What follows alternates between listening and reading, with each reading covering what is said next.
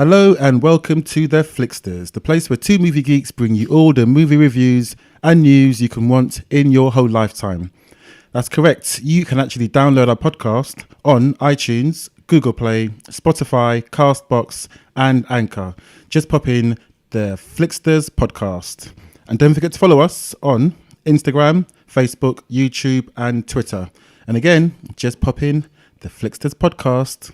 We'll see you there. What's that? See you there. Turn into a text him. See you there. I'm waiting for the Sean Connery to come out. You know what? Sean Connery's going to come out, you know. He's coming, right? He always comes out. Okay, all right. And it's usually with, hang on, what is the words when you're like... Mission. Yeah, with the double S's. Yeah. I love it. Talking about Mission, Tom Cruise, the thing that he posted up on his Instagram page. No. About...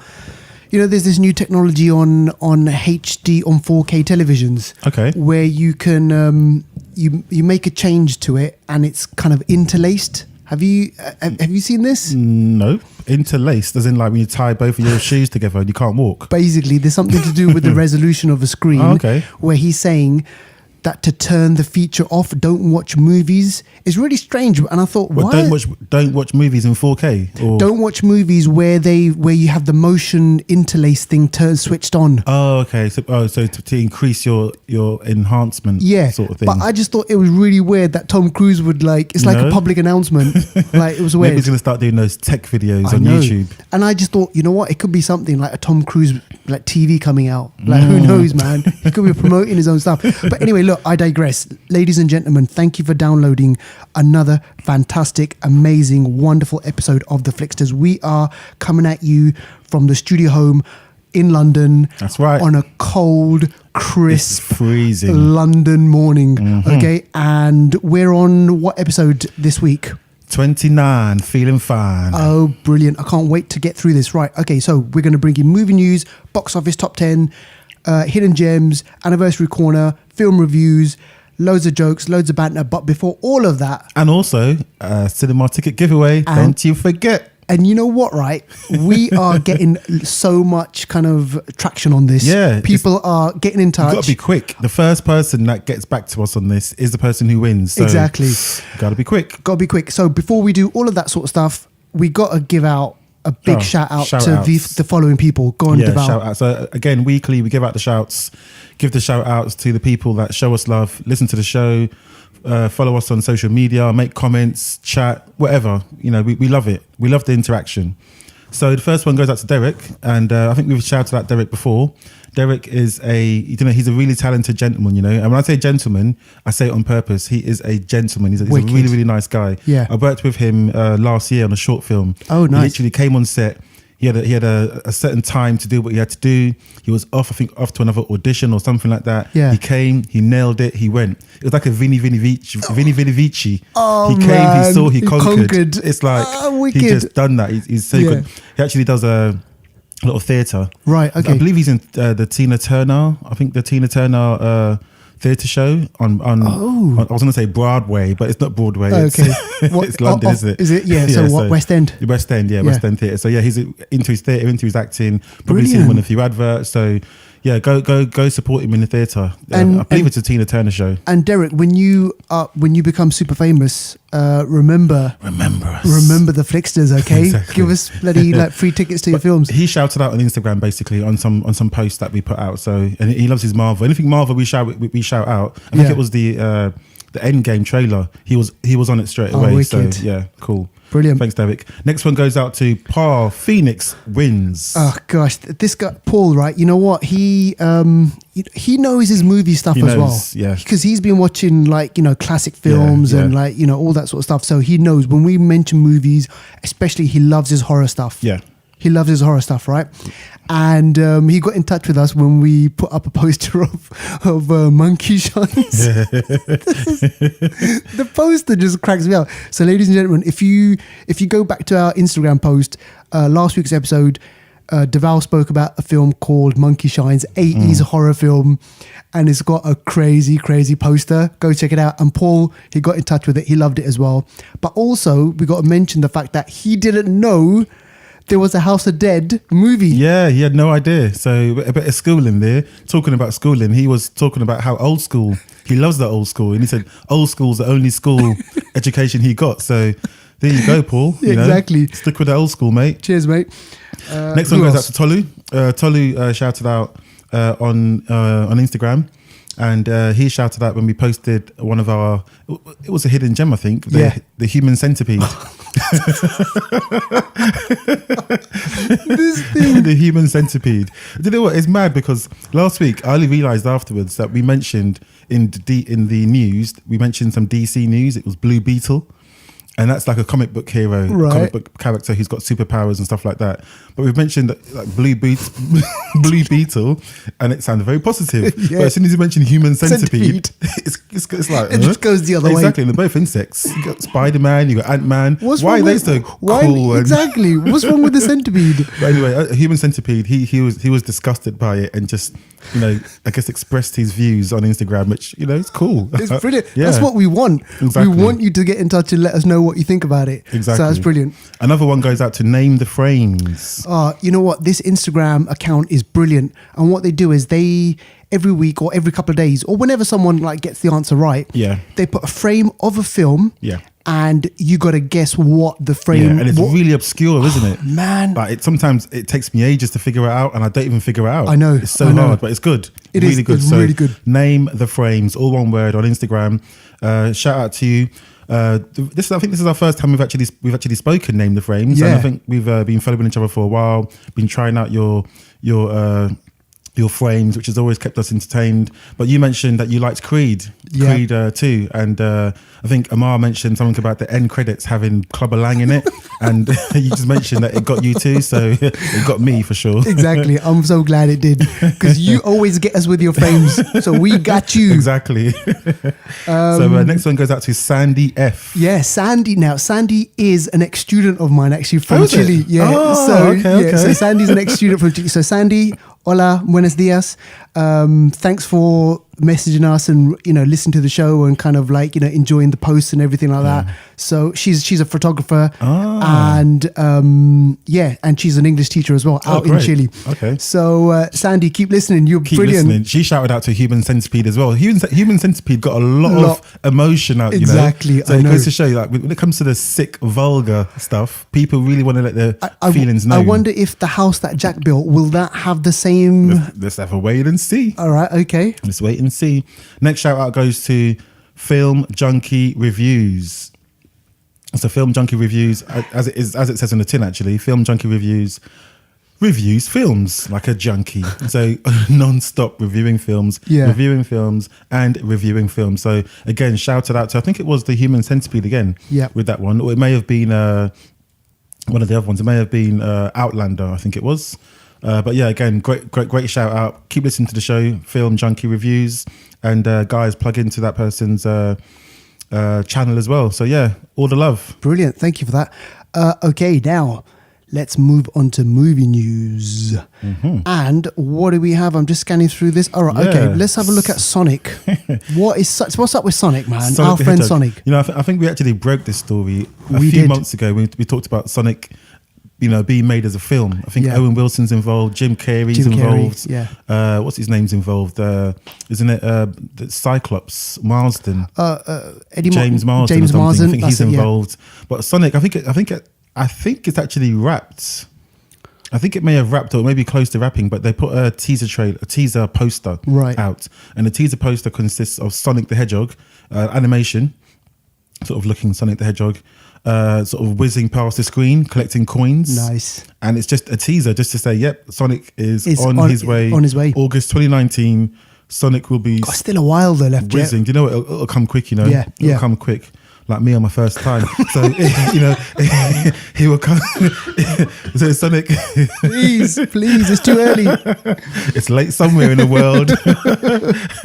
So, yeah, Sonic the Hedgehog. Somehow it's going to be, I think it's going to be a bit like how, you know, Pokemon. Right. Pokemon what's it called? Pokemon Detective the Pikachu. Right, that's Like coming out Pokemon. soon, isn't That's it? coming out in, I think, June, but that's got a mixture of animation type, Yeah. augmented reality and live action. Because I think the old school people, they want to see, right, okay, yeah, this is like retro. This is like what it was like playing the game. Exactly. And obviously they got appeal to the new lot. Yeah. So, you know. Yeah, so they might have Sonic, the Tails, Dr. Robotnik, Why all not? those, all the rings and stuff I like just want to that. see what Jim Carrey, like how they're going to add in Jim It's Carrey and gonna all be this. How's it going to work? It's going to be mad, but I'm looking forward to it. All right. Now, here's something that really caught my eye. Ben Affleck, Yep. who everyone knows is Batman. Yeah.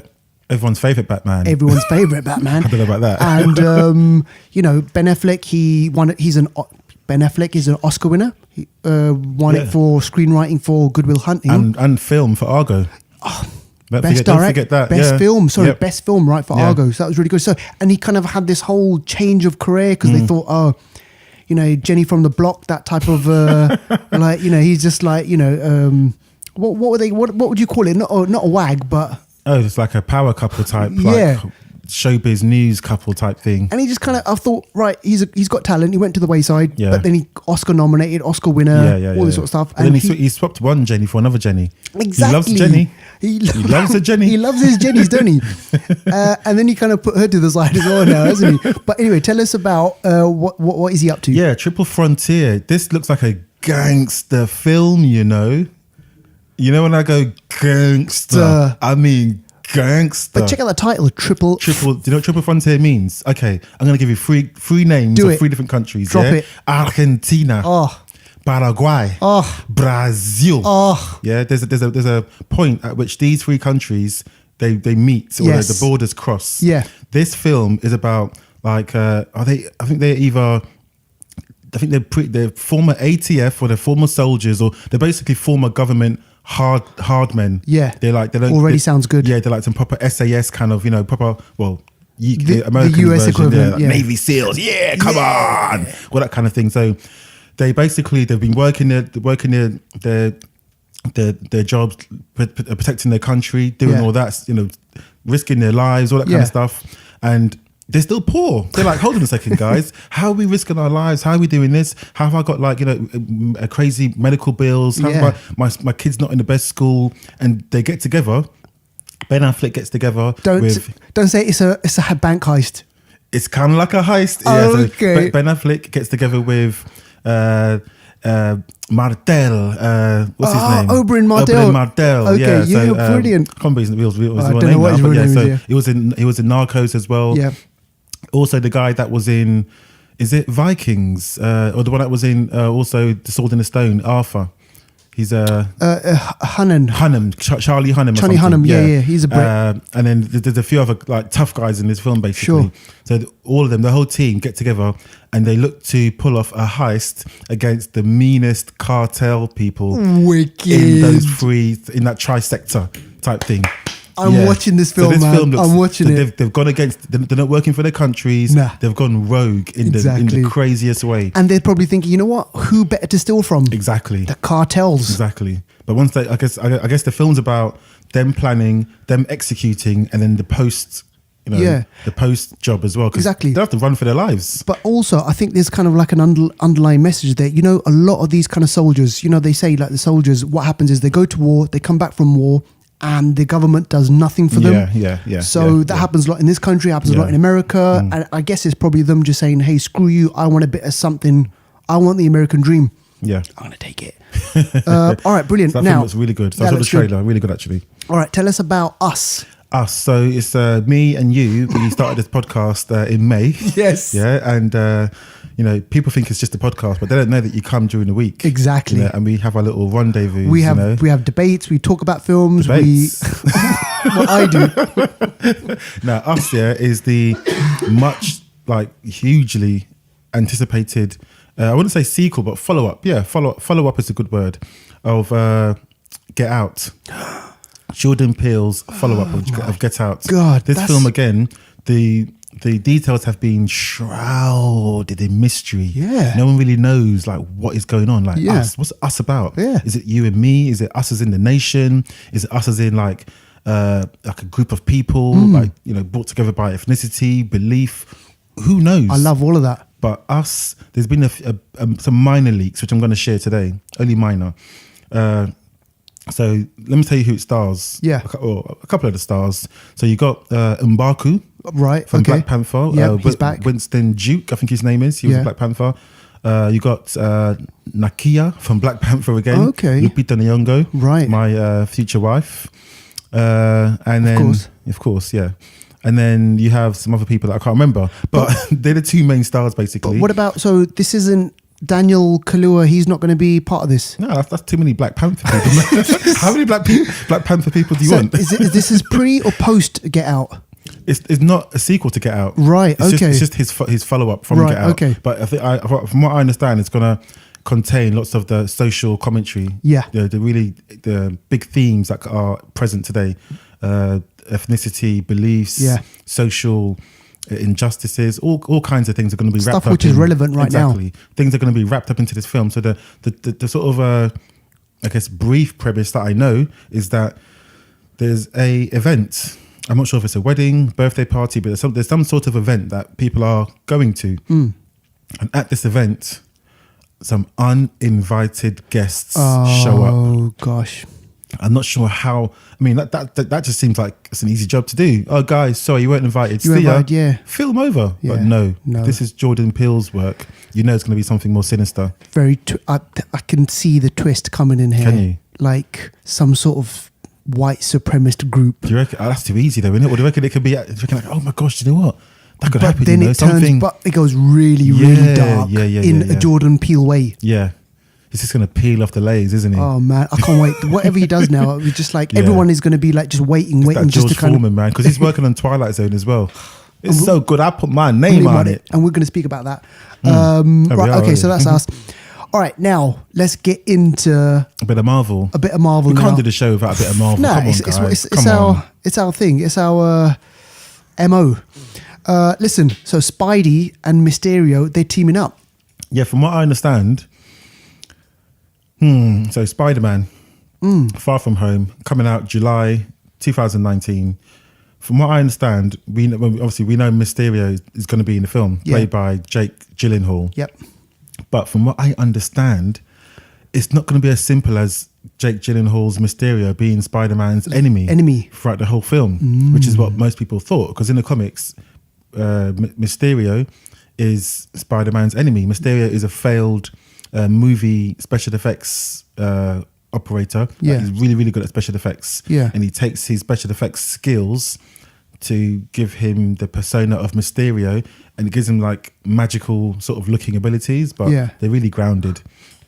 But yeah, so basically, from what I understand is that I'm not sure if it's the whole film or part of the film, Spidey and Mysterio will be teaming up, fighting against elementals. Now, have you mentioned them before? I have not mentioned elementals. Oh, all right, Colin, you have to mention it now then. Elementals, I mean, you're kind of talking like Doctor Strange kind of realm type people. Elementals, you can even saying the word elementals, it kind of makes you think of things that are between realms and things like that. And Sorry, man. Sorry. Yeah. But no, elementals. Think of Captain Planet. Right. Remember Captain Planet? Earth, fire, wind, water, heart. Yeah. There's a reason why I mentioned those things, because the elementals all possess one of those 5 elements. Right. Okay. So earth, fire, water, wind, and I don't know how you're going to possess heart. Yeah. But basically, some of the fundamental elements of the earth. So are they bringing some kind of destruction, like wind? Or Yes, like, they're bringing. So you'll also remember a while ago. I think your eyes are going to light up in a second because you're going to remember this. But a while ago, we saw a on-set video. Yes. Of Spider-Man, like being thrust with water. Yes. And we all thought it was Hydro Man. Yeah. But now, if it's an elemental, we know it's going to be an elemental that controls water. Yeah. Oh. So it looks like they're going to have to team up. Maybe Mysterio may go. Maybe they team up after Spidey and Mysterio have a fight. Maybe they make up and realize, oh, do you know what? There's bigger villains out there. Yeah. We've got to fight them.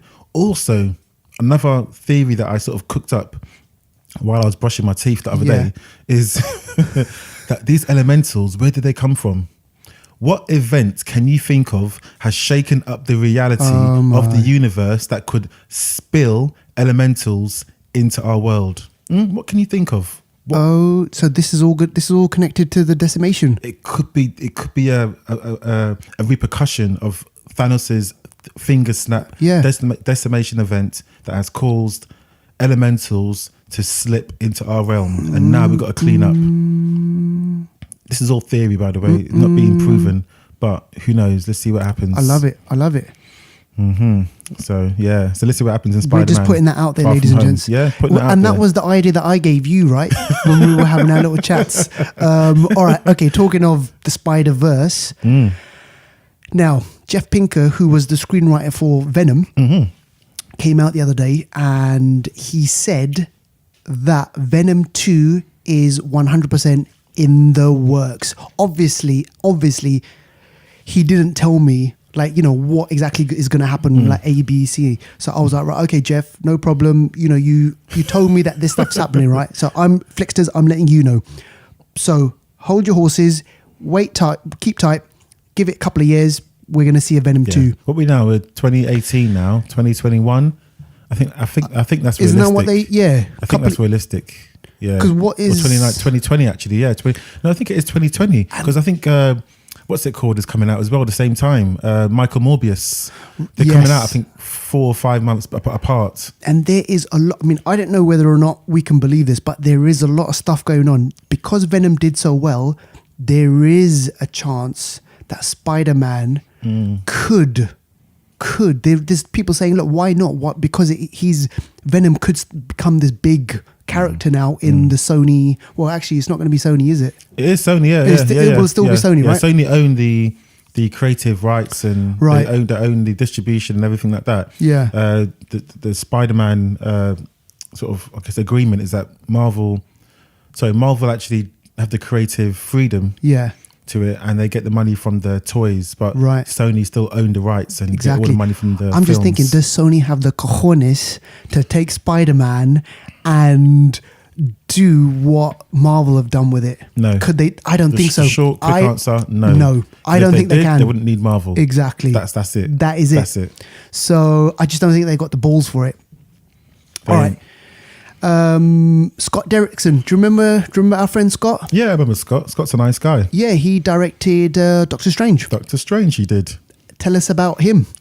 So Scott Derrickson has said he is confirmed to direct Doctor Strange 2. Which we kind of thought it would happen. Yeah. But in the world of Hollywood and Marvel and stuff, you never quite know. In September, there was an image on Scott Derrickson's Instagram where he posted a Doctor Strange image and said, news coming soon. We've not heard anything until now. So it's taken 3 months for that, those negotiations to take place. So yeah, I mean, I'm glad in a way that it's him, because I liked Doctor Strange 1 and I always knew Doctor Strange 2 would happen. How can it not happen? Doctor Strange, the film was pivotal. Yeah, was a good film. They mentioned the staff of the Living Tribunal. You love that. I know. Yeah. And then Doctor Strange showed up in Ragnarok. Yeah. Again, great camaraderie with Thor. Yeah. And in Infinity War, he's a massive part of it. How can you not have more Doctor Strange? Come on. It's brilliant. Like, and the way he was weaved into that story and the whole thing with the different timelines, the different time scenarios. Yeah, 14,605,000. Whatever it is, I just thought it's brilliant. Now, do we know anything about this story, like in which direction it could go? No, my theory is Mordo will have a part to play in it, because at the end of Doctor Strange 1, Mordo, he was pissed off. Too many sorcerers, he doesn't like it. Yeah, exactly. So he's going to be there or thereabouts. I'm not sure if he's going to be the main villain, because obviously you got Dormammu out there, you got Sumo Gorath.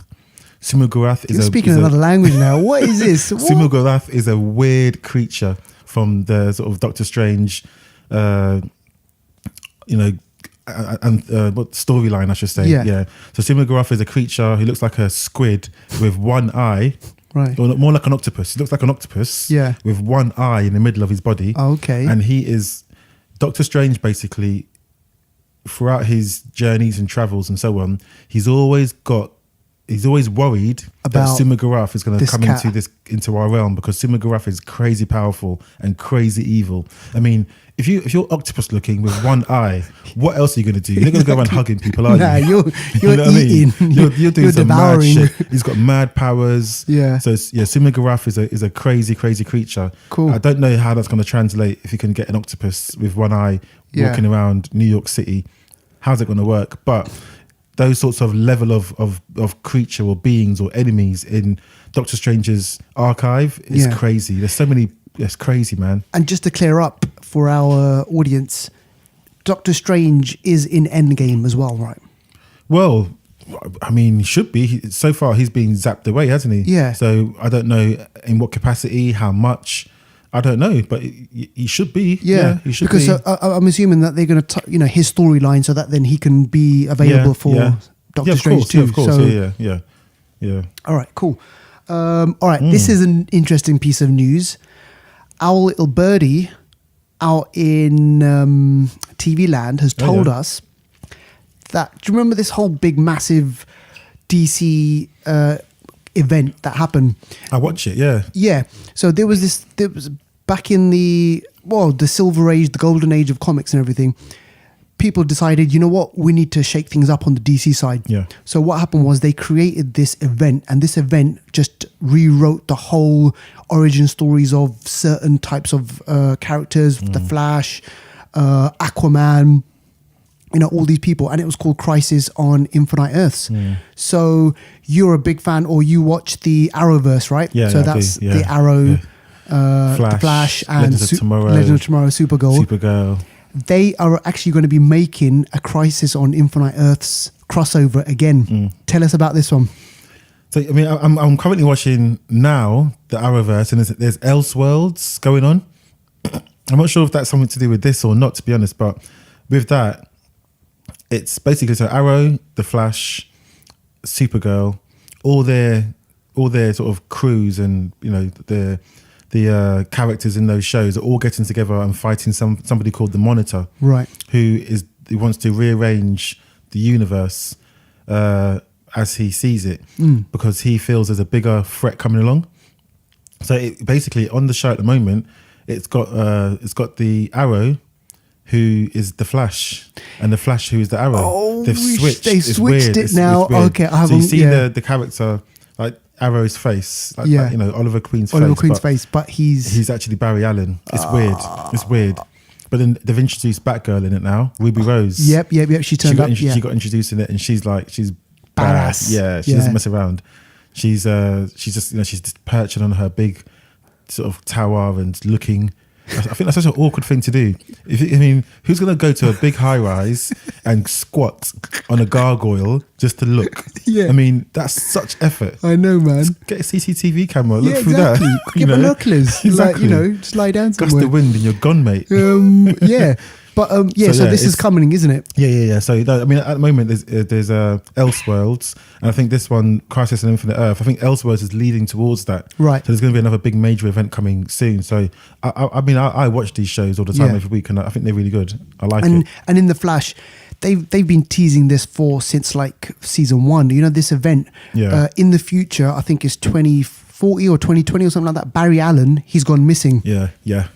And his daughter comes back and everything, and it's going to be related to this Crisis on Infinite Earth. So hopefully that'll all tie up. Yeah. So if you're fans of the Arrowverse, ladies and gentlemen, keep watching. Yeah, it's good. It's good stuff. Stuff's I think coming. DC, I've got the small screen on lock.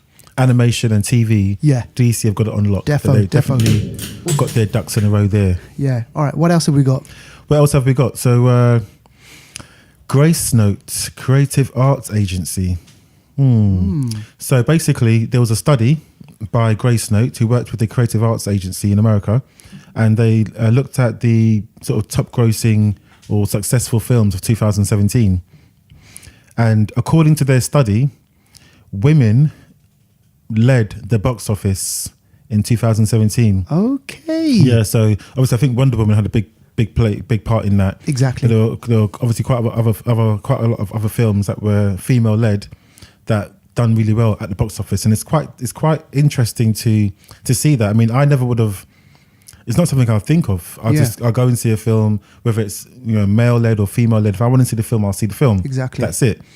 But this study actually puts it on paper, and this goes a long way. This goes a very long way when studios want to obviously bring out a project. Sometimes they write it in a male's perspective or female's perspective, and studies like this will go a long way to sort of shift the balance and show that yes, as long as it's a good film, good script, and the performance of the actor or actress is good, it doesn't matter if it's male or female. Yeah. So I think it's quite an interesting study, quite interesting results actually. So I just thought I'd pop it on there. Yeah, and I think like just following on from that, there has been a shift. Captain Marvel, Wonder Woman, Black Widow, these kind of characters, they are appearing on our screens right now, and hopefully this is going to inspire more people just to kind of get up and go out and watch these films, and then they can start making more of these films. Yeah, exactly. But it also leads to the have you heard of the Bechdel test? No, explain that to me. The Bechdel test is another study by somebody called Look at you. Alison Bechdel. Right. And this was like back in the 80s, but it's a study of movies and a study of how or if two women can be in a scene and not be talking about a man. Exactly. So the Bechdel test sort of looks at that, and there's a big long list of films that either pass the Bechdel test or don't. And I can tell you a few films that do pass. Please actually. do. So one of the films that passes, I'm not surprised with this one, Annihilation. Oh. That's an all-female cast. Yes. And they mean business. They're not there to think about their fellas. I mean, one of them is, but most of them are just there to do their job. Just do the job, yeah. Yeah. So and we spoke about that film a couple of episodes ago. Yeah, on Netflix at the moment. Ant-Man and the Wasp, actually. So this test, it means it's not the whole film, but there has to be a scene of dialogue where for the whole scene they're talking about an issue that doesn't involve a man. Right. So in case you're thinking of any caveats, that's the those are the rules. Deadpool 2 fails. Bohemian Rhapsody fails. Yeah, because everyone's barely talking about Freddie Mercury in that one. Yeah. What passes? Hereditary passes. Okay. Halloween passes. Wow. Don't they talk a lot about Michael Myers in that one? Mandy fails, the Jack Nicholson. Okay, yeah. Ocean's 8 passes. Yeah, exactly. The Predator fails. So those are a few. There are a few, yeah. There's a long list here, but I won't go through them all. Widows, that came out recently. Passes. Yeah, had to pass that one, yeah. So that's the Bechdel test. When you're watching films going forward, have a quick look and see. In the scene, are they always talking about a fella? Yeah. Let's see what happens, eh? I know. That's interesting. No, it really is. Okay, so now tell us about who's this? Lucretia? Is it Lucretia Martel. Okay. She's of Dorn origins, I should say. She's of Dornish origins, and she wishes to rule the Seven Kingdoms. Oh, wow. She will call upon Oberyn Martell and the Sand Snakes, and they will purge Cersei's legacy. Why aren't you in Game of Thrones? Like, seriously, you could be in Game of Thrones. Well, Lucretia Martel, she's an Argentinian director, actually. Right. And she was tipped to direct Black Widow. Black Captain Marvel. And basically, Marvel has spoken to her about, because Captain Marvel will also tip to direct Black Widow. So you just say it. Sorry, I just shut you off, but you're totally right. Fine, sorry. It's fine. Do you know what I think of? When I think of Black Widow, I just think of Scarlett Johansson. I think of her name first more than the character. So the character, isn't it? So weird. But she was tipped to direct these films, but she had a chat with Marvel, and she was like, "Do you know what, Marvel? What's up with your sound? Like, your sound just sounds really rubbish." Yeah. And she wasn't really feeling the direction of background music and stuff like that. She wasn't feeling how the films were made with these female characters that are great. She wanted something more. So Marvel said, "Okay, see ya." Yeah, basically. And then she said, "Okay, well, if you still want to get me on board one day, let me know." I'm still there for you. Yeah, so I don't know if that's going to happen, but from what I understand, she's a really, really good up and coming sort of, well, not up and coming, but the good director who's got some really good ideas. So it might take for a smaller character for someone to actually let her run away with all her ideas. Yeah. For her to like, you know, really stamp her authority. I like the title of these films. Which films? Oh yeah, I was going to mention that. Yeah. So one of the films that she's done is she directed a film called. Okay, guys. As I say this, stop what you're doing. Put your pen down. Stop typing. If you're driving, go into the park up, and just listen to the title of this, and just imagine it. Look ahead right now into a space. Do the Spielberg look. Look into a space right now. I'm with you. That's right. I'm with you. Look into that space and think of this. The Headless Woman and the Holy Girl. Brilliant titles. I'm just like visionary. I'm seriously, I'm there, man. In one frame, you're seeing this. The Headless Woman and the Holy Girl. Oh, man. Okay. That's the title. Now go make the film. Go. What's it going to involve? Exactly. That's the film she made. So that's the kind of levels that she's on. Yeah, I'm not surprised that she got tapped up. But you know what? She's got balls to turn around and say, Marvel, you're doing things wrong. Yeah. She has. Well, I think Yeah. Some people will say we've got to do the Bechdel test. We've got to apply to it. So she's got. Also, that's another word for balls because she ain't got no balls. sorry. Yeah. She's got hearts. She's got heart. She's got hearts. Exactly. Hearts. And I love what she turned around and said. She turned around and said, look, they got in touch with her. Yeah. They said, hey, look, we want you to do a Black Widow film, but we want you to focus on the character. You know, that's what we want. We want your woman's perspective. And the CGI stuff, you know what? Leave that to us. And she was like, screw you, man. Yeah. Like, I can do the CGI stuff as well. So fair she wants play. it her way or no way. Exactly. Sometimes you got to respect that, you know. And you got to respect Sometimes you that. got to respect that. So, you know what? You know, coming from, you know, that Latin blood, you know, Latin America, Argentina, you know, you got to kind of, go for it, man. Muy bien. All right. Now, tell us about Amber Heard. Amber Heard is hot. Oh, I mean, yes. Or very wet. I see what you done there. Yes. For people that don't know what you're talking about, they're thinking. Yeah, I'm not being a sexist bastard over here, are you? No, but I mean, like she, basically, Amber Heard is in Aquaman. Yes. And she, first of all, she kicks ass in Aquaman. We'll talk about that later on. Yeah, we're going to talk about it. Yeah, she's wicked. But she's actually said, like, why don't her character, Mira, and Wonder Woman get together and do a spin-off? Like two kick-ass characters who don't mess around. Yeah. They could they could really make an impact. Just my question is this, have they ever teamed up in comic books? In the comics. Do you know what? I'll be honest, I'm not going to blag it. I don't know. I could imagine that there have been times when they've gotten together, but I don't know if they've gotten together for an actual team-up type comic situation. Sure. But I would think so. I would think in all the battles that have happened, they would have somehow shared some space or shared some battles. But yeah, they're both kick-ass characters, and I really liked her. So yeah, I mean, sometimes, like we said last week, sometimes you gotta, like when Valkyrie wants to team up with who's it again? She wants to team up with someone, isn't it? With was it Black Widow or someone or something? Yeah. Basically, she wanted a spin-off basically, and sometimes you got to make those moves yourself. Exactly. And let the fans bring that momentum, you know. So yeah, I would love to see that. Yeah, that would be really interesting, right? Yeah.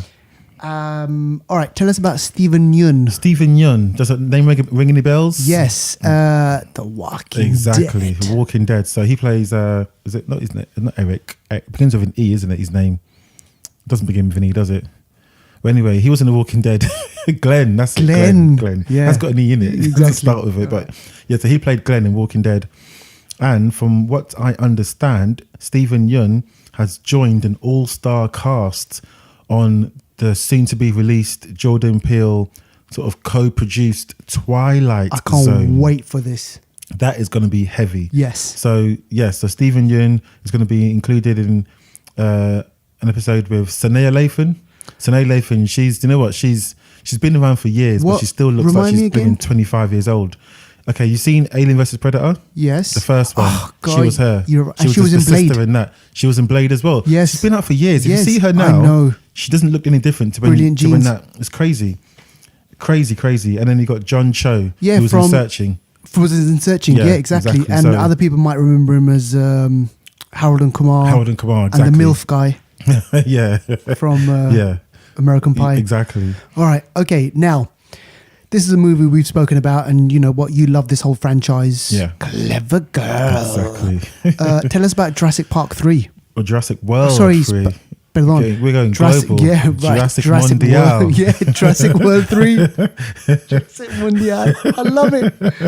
So as we all remember, or some of us remember, at the end of Jurassic World 2, Fallen Kingdom, some of the dinosaurs were running around Las Vegas, just on their, willy-nilly running around, hitchhiking, going to the strip, playing a few slots. You know what I mean? Gonna get married on a whim, Exactly. Velociraptors and T-Rexes. Will you take this T-Rex?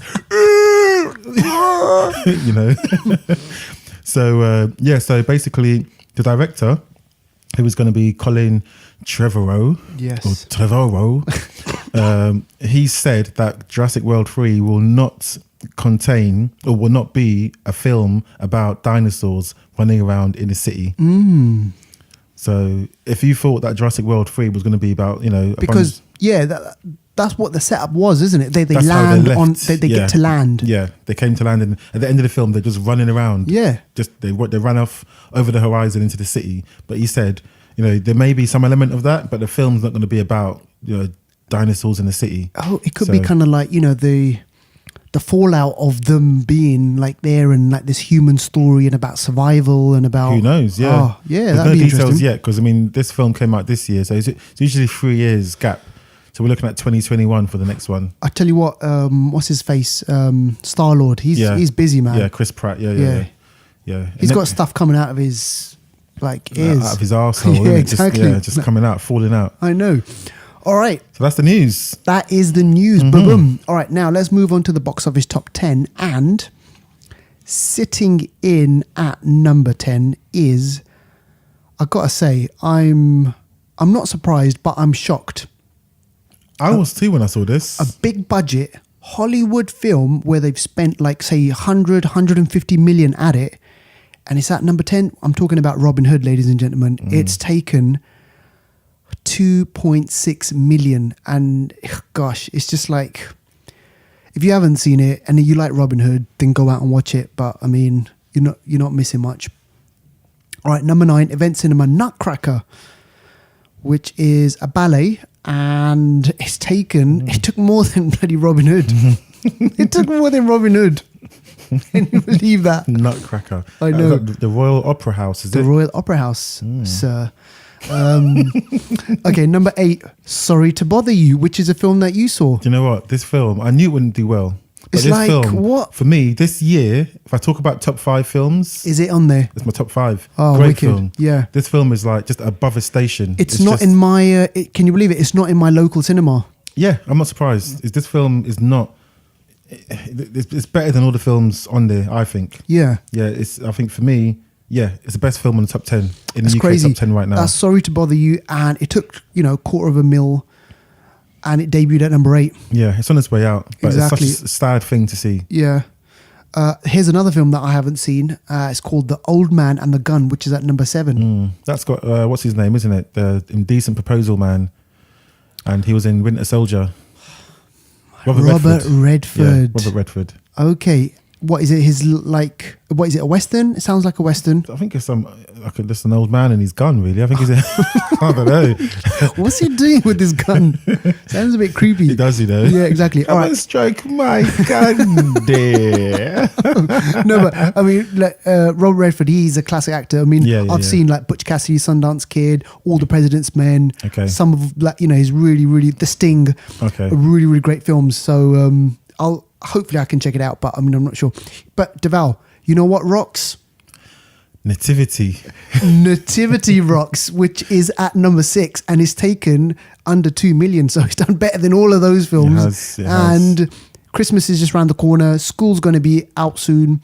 So I'm sure it might pick up. Number 5, still in the UK's box office top 10, is Bohemian Rhapsody, and is taken just shy of 45 million. That's crazy. Sorry, 44 million. That's crazy. That's It's mad. That's the UK. in America, it must have taken like more than double that. People Definitely. are loving Freddie Mercury's big teeth Yeah. in this. Like, seriously, it's amazing. All right, so number 4, Fantastic Beasts: The Crimes of Grindelwald. Not It's done so well, but for that film, Yeah, for what it is. yeah, for what it is, it's not done as well as they thought. Oh, I mean, this should be on 40. Yeah, yeah. All right. Creed 2, we saw this movie. We reviewed this movie. Go check out the review, ladies and gentlemen. We liked it. And whatever you do, stay for the end credits. Because You. no, don't stay. There isn't anything on the end credits, but you know what? I wish there was a Clubber Lang thing. All right, okay. Number 2 is The Grinch. Mm-hmm. It's still doing well. It's probably going to do well. A solid week, 2 million for a week. That's quite solid. I know. But the UK's number 1 film is Wreck-It Ralph 2, Ralph Breaks the Internet. And you saw this movie. You reviewed it last week. You liked it. I liked it. A lot of kind of like film trivia in there and a lot of stuff to kind of people to enjoy, really, right? Yeah. Yeah. I'll tell you what won't be on here. Mortal Engines. Ladies and gentlemen, I said to Deval just before we started recording, I was like, hey, you know what film I really want to watch? I want to watch Peter Jackson's Mortal Engines. Ugh. And all I got was basically that. Mortal Engines. Someone needs to turn that engine off, yeah? Someone needs to turn that engine off. Take that car into the garage. Tell Throw the mechanic, the keys away. Oi, mate. Yeah, keep it. Or part exchange that engine. Oh, I tell you, man. I went in that cinema with my expectations weren't even that high. Right. So the fact that it even lowered it even more, Oh, man. I was almost falling asleep. It had so much promise. The actress, I can't remember her name. Yeah. She looks so like raw, and she looks like one of those characters that you think, oh damn, she's had a history. Yeah. But I mean, she was okay. Don't get me wrong. But the whole film, it just didn't have it. Weak. Oh, weak, man. I mean, the premise of all these cities on wheels and stuff Yeah. like that. That's just, it's so unrealistic. Obviously, I know it's a film. You got to lose yourself in the Yeah. fantasy. But it's just, Yeah. it's just. So from what I'm getting is, even though they've done this thing, it was a film which you couldn't believe that premise. Nah. And that's what movies are supposed to do. And then there was like a villain who's like I don't know what he was, but he's like a robot type person or whatever. And it's So Stephen Lang. oh Yeah, he voiced it. oh I thought the villain was Oh, the main villain, someone else. Yeah, the main Right. villain. I'll come on to that. But yeah, this sort of semi villain or whatever. He's just such a stupid character. Oh, man. And it was. You know when you get a villain that's so powerful. That Yeah. you think, oh damn, how are they going to stop them? And then or to stop this character, it was a conversation. It was just a little conversation, and then man. it stopped fighting them, and started to help them. And this thing was, this film had so many. It was weak. I didn't feel attached to the characters. I didn't feel like I wanted anyone to win. I didn't care who won in the end.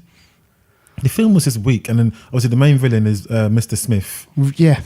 His real name escapes me, but Mr. Smith, who's in all of Peter Jackson's films, Lord of the Rings, Lord The of the Hobbit. Rings, The Hobbit. He's literally like, but he's the same sort of person. He's Mr. Smith in all his films, pretty much, that I've seen of Peter Jackson. And it's just a dry film. Got to the end, I was literally waiting for the film to end so I can leave. I couldn't wait for it to end. I couldn't wait for it to end. And that took 2 hours of my life. I could have been at home watching Netflix, catching up on And chilling. Narcos or something. Instead, I was in the cinema watching that. Yeah. And falling asleep. And I was fighting sleep. I was fighting sleep. Honestly, I was fighting it. I love that. I hate missing out. Even though I didn't like it, I still wanted to watch it all so I can have an opinion on the whole thing. Yeah. And it I should have left. Ah, really. damn it. Yeah, because I was really excited because I thought, you know what? Don't do it. Yeah. No, I'm not Watch now. it maybe when it comes out later on. Yeah, or whatever, no, I'm not but gonna- Don't go cinema for that one. You know what? There was sorry to bother you. If I can kind of like track that one down, like I'd maybe go check out go 100%. Wembley. So it's probably 100 times better than that. Yeah. 100 times better. Okay.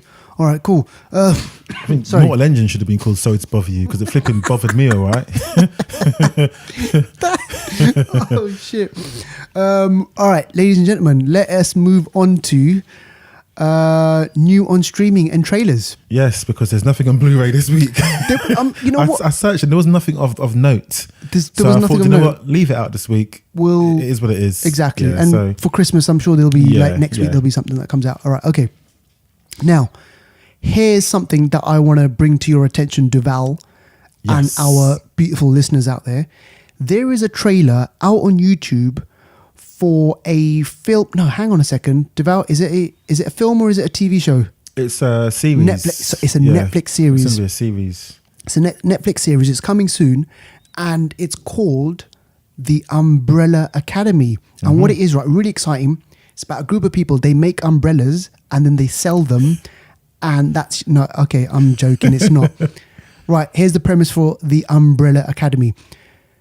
7 different women were chosen to have 7 special babies.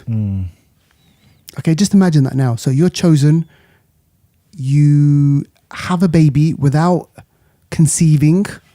So almost Miraculous. almost biblical kind of event that happens. But these 7 babies have special powers. All right. They grow up, they disband, they go off into different directions, and an event brings them back together, and then they have to rekindle their relationship. And this is where we get to learn about what they can do and how they do it. And I just thought, you know what, watching the trailer, I thought it was fun, it was funny, it was, superhero type, it had all those elements, and it was kind of out there, wasn't it? Yeah. Kind of reminded me a bit of Heroes, sort of premise and superhero type themes and sort of groups, and also the ages as well. Because obviously quite a few of them are sort of coming of age type situation. So yeah, it looks good. I mean, I can't wait for it to come out. And can you remind me again which some of the actors in this? Oh, you got Ellen Page, who's used to doing, I guess, a few superhero type she was an X-Men. situations. Was she also in another one? Was there one called Bad or something, or not Super Bad? Am I getting mixed up? Maybe I'm getting mixed up. Yeah. She was Which, in a movie called Hard Candy. Oh, that's a hidden gem. That is, I love that film. I'll mention that next week. That's a hidden gem. But yeah, so she's like the big sort of star in all of this. And from what I see, she looks like she's nailed her performance. She lends to the role quite well. She's a good actress as well. Standard. So I'm looking forward to it. I don't know too much about it myself so far, and I do like the fact that I don't know too much about it because it makes it more of a mystery for me. Totally. But it's going to be coming on Netflix, so yeah. All right, what else have we got coming out? So we've got Origin. Origin actually is out already on YouTube, actually. This is a new one. Usually we're always talking about Netflix or Amazon or something. Or Hulu or whatever. But this is YouTube, a YouTube original. YouTube are now really gearing up to release original content. Sure. They want a piece of the pie. Right. Netflix has got too much. I know. Amazon's eating and feeling good. And then when Disney's coming along. Yeah. This is the future. Online streaming is the future of viewing. But yeah, Origin is I've seen 1 episode so far. And Origin is about a mission to colonize another planet. Because Earth, the resources, as it is, resources are bad or whatever. Yeah. There's a distant planet 5 light years away. And just around the corner. Exactly, just around the corner, yeah. So they send out a spaceship to first of all they get people that are like willing and able and fit enough and want to go to this other planet and colonize. So this ship has got thousands of people on it, and they set out to travel 5 light years, which is a very far distance. I don't even want to think about that, because 1 light year, I mean 187,000. Here he goes. Here he goes. 187,000 miles. Think of how the speed of light. Do you know what the speed of light is? 186,000 miles per hour. Oh. Think about that. 186,000 miles per hour. Right. Yeah? So in an hour, light can travel 186,000 miles. But I just bullshitted you. So what is it? It's 186,000 miles per second. Oh. Yeah. So. Bloop, oh my gosh. 186,000 miles. So if that's how long it takes light to travel in 1 second, think about in a year how long light will travel. So you got to multiply 186,000 by for a second by 60. Yeah. For a minute by 60. For an hour by whatever for a day. Get your weeks calculation, get your months calculation, get your years calculation. And that figure is the distance that light will travel to get to 1 light year. So I think our nearest star is it Ursa Major or something like that? 2 light years away or 2.3 light years away. But this is 5 light years away. That's a gargantuan distance. Yeah, gargantuan. Our sun is only 93 million miles away. Only, yeah. Exactly. Yeah. Which is around the corner compared to... All I want to know is when is this going to happen for us? When are we going to be able to travel? Don't even think about it, mate. Not in our lifetimes. If we're going to get that far, I think realistically, we're talking Einstein-Rosen bridges. We're talking shifts between dimensions and realities. Yeah. I can't see us traveling those distances. Will take, years, light year. And our bodies, will they be capable of it? Exactly. In this origin series, they go in a cryo sleep. Right, okay. Which in films happens a lot. Yeah. But in reality, can you do that and just wake up and still be the same age and whatever? They don't age, remember? They get frozen, and like how Cap got frozen in Avengers or whatever. But yeah, I think the only way we're going to get to distances that far away is some sort of wormhole, Einstein-Rosen bridge. We're not going to travel linear. Like just be traveling along our way in a straight line to get there. It takes thousands of years, thousands of years. Seriously, I just love the reaction. We're not just gonna go straight. No, you got to go the straight line. Okay, see you in 10,000 years. 10,000 years, flipping heck. Nah. So Origin's about all these people going to that planet, and on the way, something happens to their ship. Right. Well, obviously, exactly. that's the It's story. Not gonna be just straightforward. Yeah. Something happens to their ship. So far, what I've seen in the first episode is there's a lot of flashbacks of certain people who, like, it shows you how they got onto the ship, but their backstory. Because some people had like really bad lives, or they were gangsters, and they've seen this as a new opportunity to go somewhere new. And who's the who are we talking about? Like in terms of actors? You know what? There's 2 actors I recognise in this. Just 2. Who? One. His name escapes me, but he was in Harry Potter. Blonde guy. What, the kid? Yeah. Draco Malfoy. Yeah, I think that's the guy. Yeah. And he was in The Flash as well for a little bit. Yeah, he was. That's him. Yeah. Okay. Is he English or American? He's British. Yeah, he's British. Okay. Yeah. Yeah, he's in it. I saw him on the tube. Oh, shut up. Seriously, I saw him on the tube, and he was just like He was there. He was reading. He was on the Central Line, and he was just reading a book. And the book was like as big as thick as my leg. Serious. Yeah. And Harry Potter spell, isn't it? Exactly. And he was going there, and I just thought, what is this guy doing? But yeah, he was pretty chilled out, cool. Yeah. Got off at Shepherd's Bush. Okay. Maybe going Westfield. Who knows? So yeah, I don't know what his name is. He's in it, and then I don't know if you watch EastEnders. No, I haven't. Is Arthur still in that? Arthur, no, he's Arthur Daly. Is that no? What about Ethel? Is she still in that? Oh my gosh, these people died like 10, 15 years ago at least. Okay, gosh. So no. But one lady from EastEnders, I think her real name's Geeta something. Oh, she was. Do you know what's his name? Oh, what's his name? The dad in the Asian family. Sanjay. No, that's the. That's ages ago. Okay. But yeah, the Asian family that's there now, she used to be married to the dad. Right, okay. So she's in it. I was like, what? What's she doing in this? This is random. So what is it? It's not a British production, it's a mixture. is it? No, I don't. There's quite a few. It's a mixture because it's like Space International type thing. Right. It's a mixture of people, but I don't know if it's a British production, but it's YouTube. So and can I... people can readily just watch this, right? You got to pay for the subscription for YouTube. Okay. Yeah. So what, YouTube Red? Is it YouTube Red? I don't know what it's called. I think it could be that. Or maybe they'll change the name, but it's YouTube anyway. All right, okay, cool. I'll just take your login details. Yeah. All right. What else have we got coming up? Next one we got coming up is called Lizzie. Lizzie's actually, I saw the trailer, really good film. It's actually out late December. And Lizzie is the story of the infamous 1892 Borden murders. The hell? Yeah, so in 1892, there was a lady called Lizzie Borden who was accused of killing members of her family with an axe, I believe. Jeez. Yeah, and I believe she was put on death row or set to be executed. One of the first, first women to be executed, I think.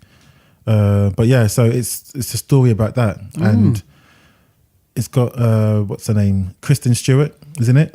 She's one. I think she may actually play Lizzie. I think, or she's one of the main people in it. Right. Okay. And Kristen Stewart is from Twilight. Twilight, sort of. Yeah, that sort of ilk. So yeah, I think no, she plays Bridget Sullivan in it, and a lady called Chloe Sevgini. Oh right, yeah, I know she was in Harry Potter. Oh, was she? Okay, yeah, she was in Harry Potter. She plays Lizzie Borden. Okay. So yeah, so it's from what I understand, it looks like a decent film. Okay. She killed him with an axe. Yeah, so that's why this really got a lot of Shocking. press. Yeah, a woman like killing people with an axe. It's not like, right, okay, I'm gonna poison you or something. No. It's like, no, I'm gonna go for an axe. Yeah, proper chopping people up. Yeah. So that's how end of December. So I'm actually gonna try and watch that myself. It looks interesting. All right, okay. Thanks for that, ladies and gents. Sorry, but you haven't done anything, ladies and gents. We're doing all the hard work. Thanks to Val. And right, let's move on to anniversary corner. And oh man, yeah. I put on the first two. I put on there for a reason, because later on we're going to talk about a Marvel film and a DC film. So I thought, let's put a bit of rivalry in the anniversary corner. So the first one is from 10 years ago, 2008. I still can't and believe for me, it probably is one of the finest DC films I've ever seen. Right. One of the finest. That's, you know what? Are you like, say that again? It's one of the finest DC films I've ever seen. I concur. It is. It's a fine film. It's brilliant. It's a fine film. And we're talking about Batman. The Dark Knight. The Dark Knight. Yeah, with Heath Ledger and what's his name? Not Nolan. Christian Bale, Christopher Nolan. Yeah, it's just a fine film. It's, you know what? Even take away Batman, take away the Joker. It's a fine film. I tell you it's what, just a crime film, and just, you know what I mean. I just love the fact that they went. You know, you had Batman from the '89. You know, Michael Keaton, Tim Burton, which those are regarded films, as classics, especially like, you know, the first one, right? And then when Christopher Nolan came along and said, right, we're going to do something different with this genre. We're not going to make your typical, you know, pow, like, you know, the campy Batman. Yeah, and not too many special effects as well. It wasn't all realistic, like, you know, lasers and stuff like that. It was more gritty. Exactly. Yeah. And that's what I loved. And when Batman Begins came out, I was just in love. I was like in orgasm, like throughout that whole film. And then when this film came along, I was like, how are they going to do better than that? Yeah. And they nailed it. Yeah. It's a great 10 years. film. I mean, the Joker has no powers, but he's one of the most meanest villains out there. Formidable. Yeah. He has no powers. Influence is probably the greatest power one could have. Influence. Stop it! You're influencing me right now. We're just looking at me like that. Dear gosh, don't do that. You see? Yeah, The Dark Knight. In terms of the trilogy, where does it? Is this for you? It's the finest. Out of all the Batman films. Out of all of them. All of them. All the Bat films. In terms of your Marvel, comparing it to Marvel's, because I know this is going to get you to think. Get me to be conflicted. Is it better than Avengers? No. For me, maybe it's my Marvel bias. But I prefer Avengers and you know, Infinity War, Winter Soldier as well. I think it's a great film as well. I like that. Yeah. But for me, I have to put this in a different category just because it's a fine film. When I watch it, even the score, the Hans Zimmer score, man, is so. You know, it's like you can ride the wave. You know, it's just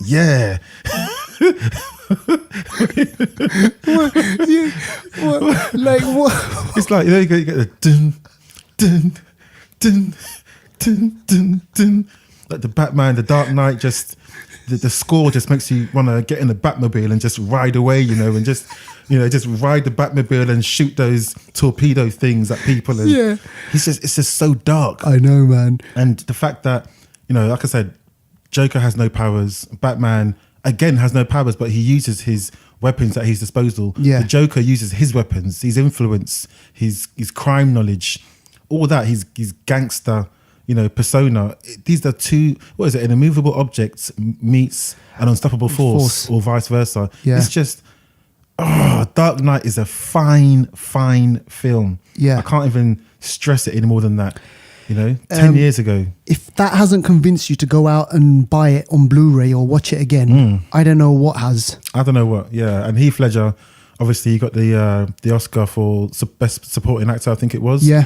And I think it's a shame that obviously he died in that. And I think he should have been alive to receive it and for it to really be that impact, because it almost seemed like because he passed away and done a good performance, give him an Oscar. Yeah, but that was worthy it was worthy, and I think people don't look at comic book films in that way because of the special effects or whatever. But like I say, forget the fact that he's the Joker, Batman is DC. It's a fine film. It is. You can make those characters normal people. It'll be a fine film. Yeah, totally. Look at Lau, he's good with money. He's good with money. And I'm gonna make this pencil disappear. Oh, what a line! Man, all these little. And you got to do the line. What line? Spawn line. What's it? Michael J. White. Oh, it says enough of this clown. It's so funny. I'm gonna make this pencil disappear. Why does he keep doing it with his tongue? He's going, I love it. But that thing that he was doing, everything that he did, it was brilliant. Great. Now, if we compare that to the next film that we've included on Anniversary Corner, which is from 2003. So this is 15 years ago. And I got to say one thing, right? This film divided a lot of people. It did. People were saying it was long. It just didn't stick to the comic. They didn't get the comic book feeling from this movie. But I got to say one thing. I've got a soft spot for this one. Me too. You know what? I really like it. Me too. And when I'm talking about Hulk. Yeah. So this is the Ang Lee film. This is the Eric Banner. Eric Banner. Banner by name. Banner by nature. Exactly. Eric Banner, Ang Lee. Jennifer Connelly was in it. Yeah, she's still brilliant. had no, it was a different Agent Ross, wasn't it? Yeah. Yeah, it was a different. Yeah. But it's a great film. I liked it. I mean, for me, like obviously the Edward Norton one came out a few years later. Yeah.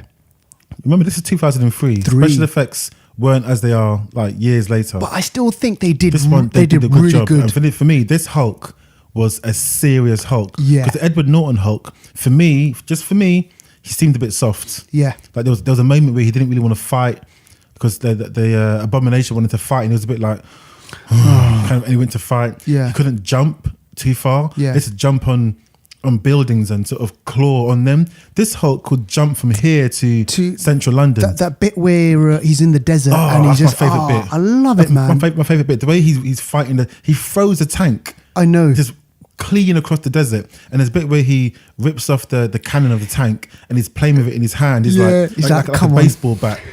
It's just it's so tough in this, and it's just, I like this film. I like it. It got a lot of slack, and again, a lot of people complained about the whole fact that it was really long and it's slow, isn't it? There's the parts of it which are slow. But Ang Lee's that kind of guy. Ang Lee likes a bit of a character story. development, romance, a bit of artistic color. Look at Crouching Tiger. Memoirs of a Geisha. Yeah, look at Life of Pi. Yeah, he likes to bring that character element out. So there was one, and we'll move on, but there was one bit in that movie where the army, they're in there, they're shooting at him, and then he gets so pissed off. So he was big, but then he gets so pissed off, and then you think he can't get any bigger, and then he grows even bigger. I loved it, man. Yeah. I just thought it was a great film. And if you haven't seen it, ladies and gentlemen, go out and check that out. So that was from 15 years ago. 2003 Hulk. It comes on terrestrial TV now, doesn't it? Yeah. So all right, here's a film that goes back 20 years, and I remember when this came out. This is back in 1998,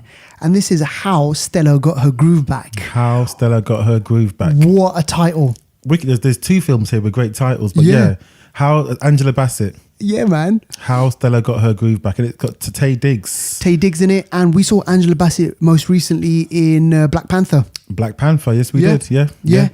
And how does Stella get her groove back? I mean, I think she's going through some things, she's, I think she's 40 or 40 odd or something like that at the time. Yeah. She goes on holiday and meets this young 20-year-old, young buck. Exactly. Taye Diggs character. and he helps her get her groove back. You know, he gives her a bit of he gives her the confidence, makes her feel alive, makes her feel loved. You know, passion. Exactly. You know, and I remember when this came out, it's like you watch a movie like this and you think, you know what, we all need that once in a while in our life. I had that one time. I was going to say, there was one time in my life where I helped someone get their groove. I ain't gonna lie. So you were the Tay Diggs. Back. Oh man, I love it. Okay, it's groove all around. Everyone wins. Exactly. But if you're feeling in a bit of a rut, and you know you want to kind of like get your groove back. Get your groove on. Devour is available. I'm here to help you get your groove back. So just message Friday to Sunday because he works during the week. I could do some midweek grooving too, you know. Oh shit, man! I love it. Sorry, this is mad. What are we doing? I know, man. This is man. all right. Okay. So here's another Angela Bassett film. Yes, another one. Another one, and this goes back to 1993, and this is based on a real person. Yes, it is. This is What's Love Got to Do with It, and this is about Tina Turner. Exactly. Yeah. Also, is it Lawrence Fishburne plays Ike Turner? Yeah, exactly. So, and again, I remember when this came out. I mean, I was a fan of Tina Turner. I mean, I remember the songs like "We Don't Need Another Hero." Yes, yeah. What's Love Got? Obviously, What's Love Got to Do with Hero? Yeah, no, that wasn't as well? No, that's Bonnie Tyler. Oh damn, that's someone else. Oh man, Yeah, I always thought it was her. You know, Mad Max. She was in Mad Max on the Thunderdome. Yeah. So look, she's had an amazing career, but also a destructive relationship with Ike Turner. Yeah. So and loads of people. Take the piss and stuff like that about her relationship, but I thought, she's got brilliant. When I used to watch her when I was a kid, I used to think, wow, she's got an amazing body. Them legs in it. Yeah, exactly. Them frilly skirts. she always had that move, that 1-2 step move. Yeah, exactly. I just thought, wow, man, those legs, man, they would like strangle me. Like, I'd love it.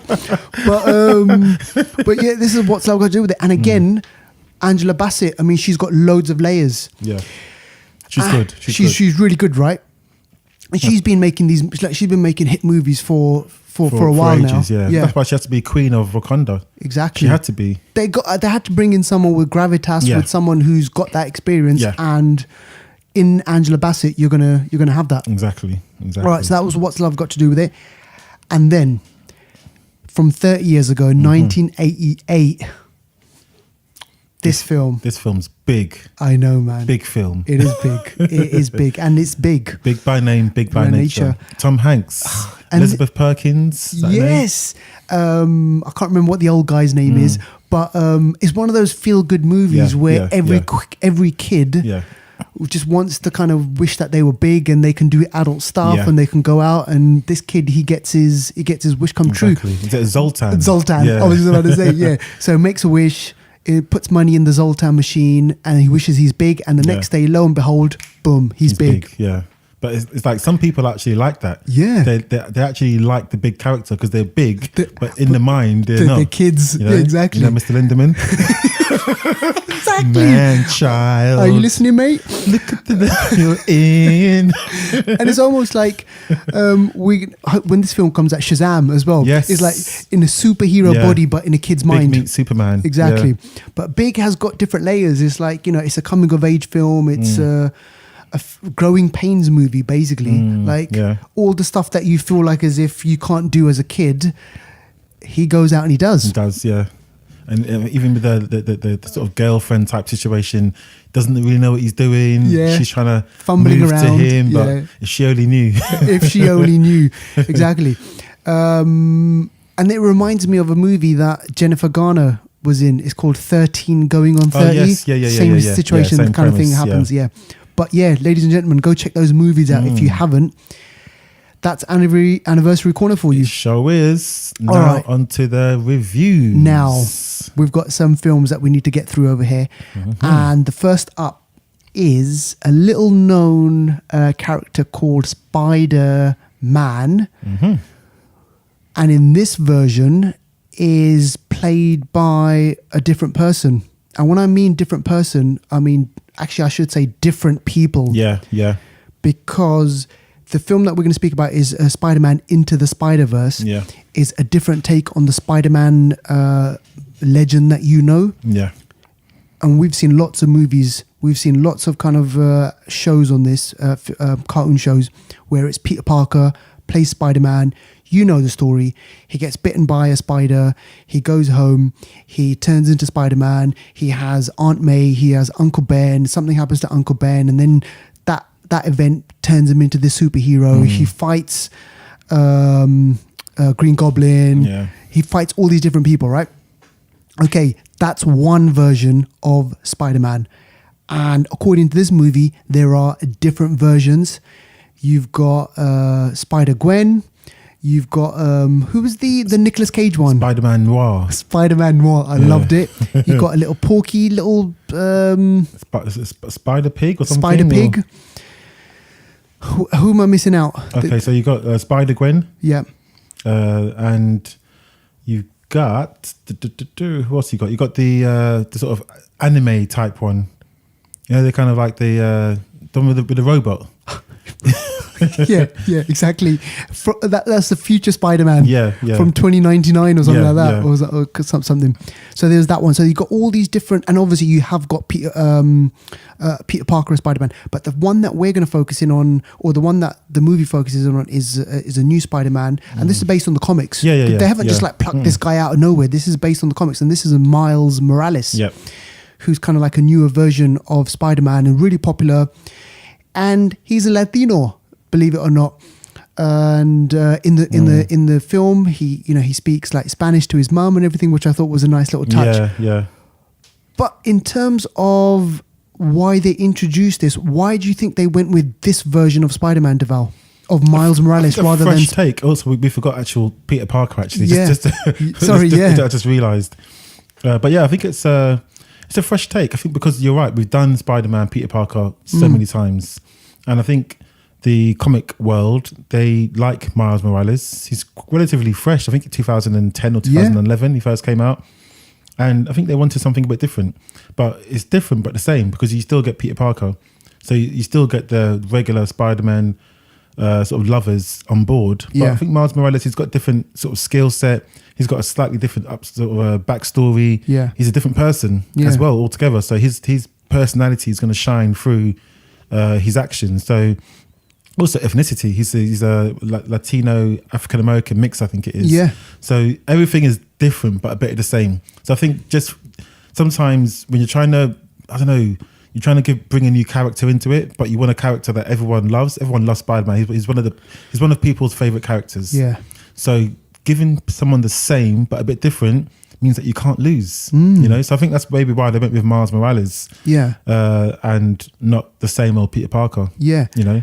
And in terms of kind of like the plot of the movie, I mean, we don't want to spoil too much because we want you to feast your eyes on. It is a very, very visual film. Yeah, the colors, you know, and to kind of paraphrase you, the graphics are actually like they're amazing. They're really good, and we're introduced to Miles Morales, the relationship that he has with his dad, you know, the relationship that he has with his uncle, who kind of plays this pivotal role in the film as well. You know, he's out one night where, you know, he's doing stuff that he shouldn't be doing, and he gets bitten by a spider. Yeah, radioactive spider. A radioactive spider. And then the next day he gets his powers.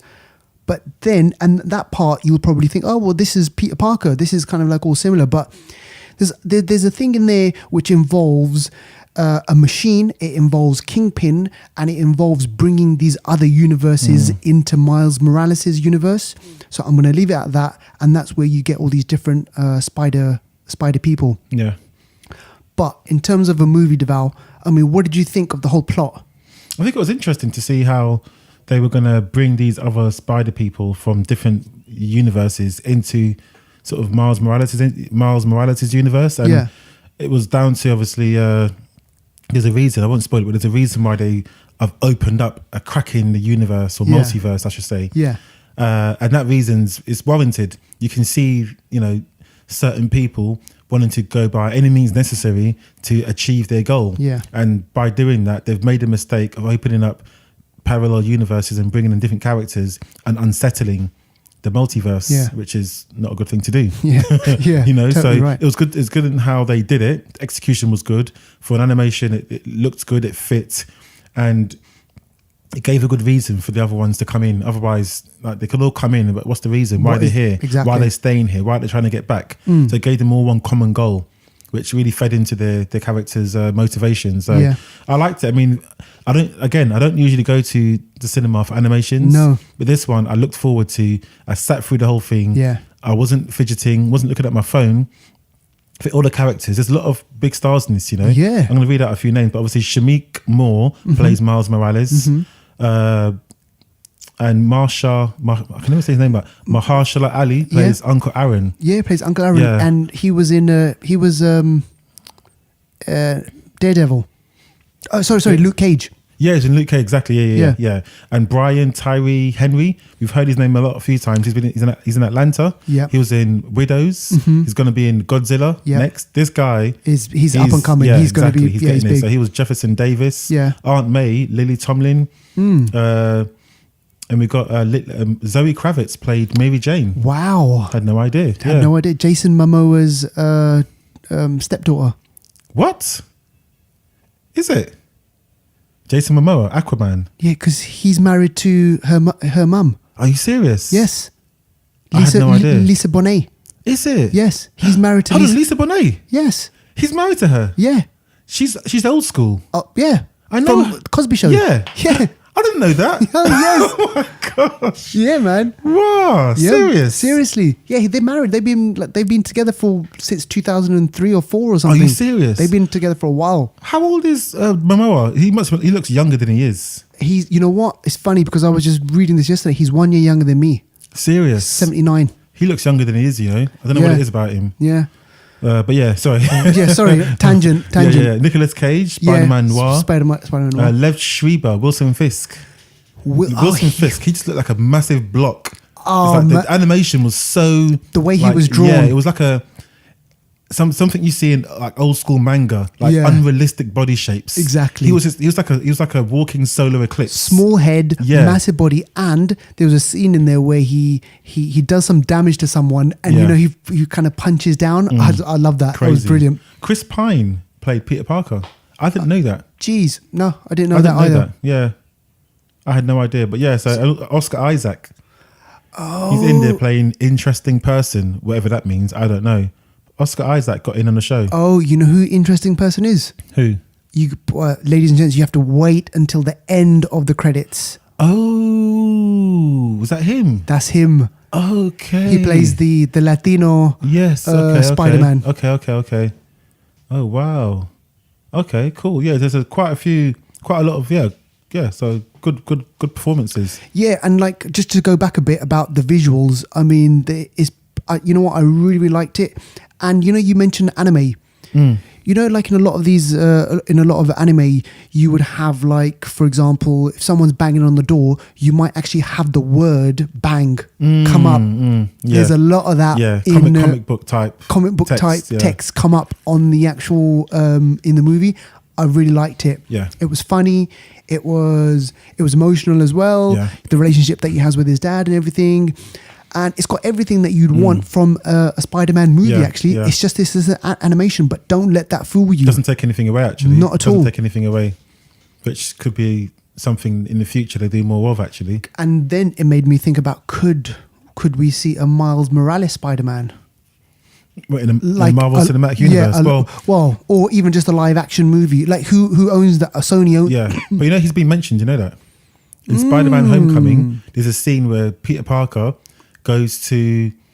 He's looking for stuff. I don't know what it is he's looking for, but he is looking for something, and he finds Donald Glover. Donald Glover. And he sort of sticks his hand to the boot, and Peter Parker says, "Oh, he's looking for these weapons. They're in this neighborhood." And Donald Glover says, "Oh, I got a nephew in that neighborhood."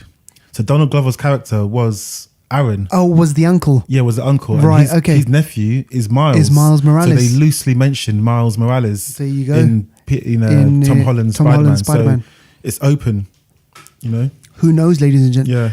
Yeah. So if you haven't seen it, go out and check it out. Yeah, you're gonna love it, and tell us and let us know what you think. Yeah, I'll give it. How many web slings? You know what? I'll give it a good 8. You know what? Me too. I'll give it a good 8. Me too. Round webby 8. Because I'm not a huge fan of animation movies. Yeah, but and this one did just kind of think, oh wow, this is really good. Good film. Yeah. Good film. All right, now the other big movie that we need to speak about. Okay, so all right, done the Marvel, now for the DC. Right, okay, so I didn't know a lot about Aquaman because, to be honest with you, was he like a really interesting character? Okay. When you had Superman, when you had Batman, when you had The Flash, you had all these different people. For me, Aquaman was just kind of like, you know, at the back really. But then he turned up in 2000. He turned up in what? What did he turn up in? In Batman: Dawn of Justice. Well, there's that little scene in Batman Superman when Wonder Woman was looking at all the videos and she saw him underwater type thing. There was that. But apart from that, yeah, Justice League was the first time we really saw him. Exactly. So, but this guy's been in the comic book since the 40s. The Aquaman, you know what? He's been around for a really, really long time. And there's some funny kind of like comic book strips out there that you can get and you can see, you know, he can breathe underwater. Those were his first kind of gifts. And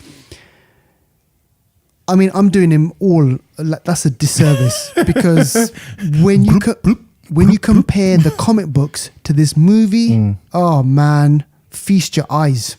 Yeah. Feast your eyes.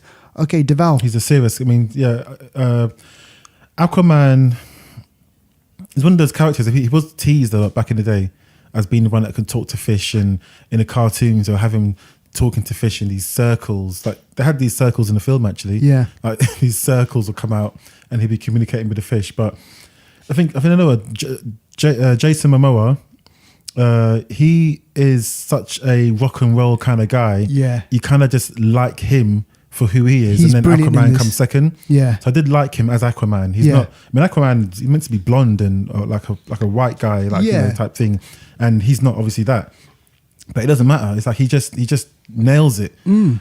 So yeah, he's just like a rock and roll guy. He's believable as a character. You can tell he enjoys it. I don't know if you saw there's a press like a premiere. And he got all these I don't know, are they Samoan or something? Well, he's from Hawaii. He's from Hawaii, but I think originally, is he from another place or I don't know anyway. But either way, they've done the haka. They did the haka, Is that native to New Zealand? There's other places that do that as well. I think the Fiji, a lot of the Fiji sort of... Polynesians, Polynesian, I think they must do it, yeah. So they've done the haka in the premiere. And he was leading it. I think, I'm not sure if one of his kids were in it too, but I saw this little kid. Couple of kids in there doing the haka too. Yeah. It's wicked. You can tell he enjoys it. And what a way to ramp up the energy. Exactly. Just before watching a movie. I thought, you know what? This guy's got presence. He's got persona. He's got personality. And he is in the movie. Jason Momoa is brilliant. I think he is Aquaman. He's Dothraki as well. So I mean, come on now, you know, he's the horse that rides to the moonlight. Or but whatever. In this case, the seahorse that rides. But no, I think as a person, he does it well. Aquaman as a character, Arthur Curry, he is crazy powerful, and we get to see the power. His real power within Aquaman, because in Justice League, we didn't really get to see how strong he was. Nah. I think maybe because he was above water for too long, I'm not sure, but he got thrown about quite a lot. Yeah. In this, he was lifting up submarines.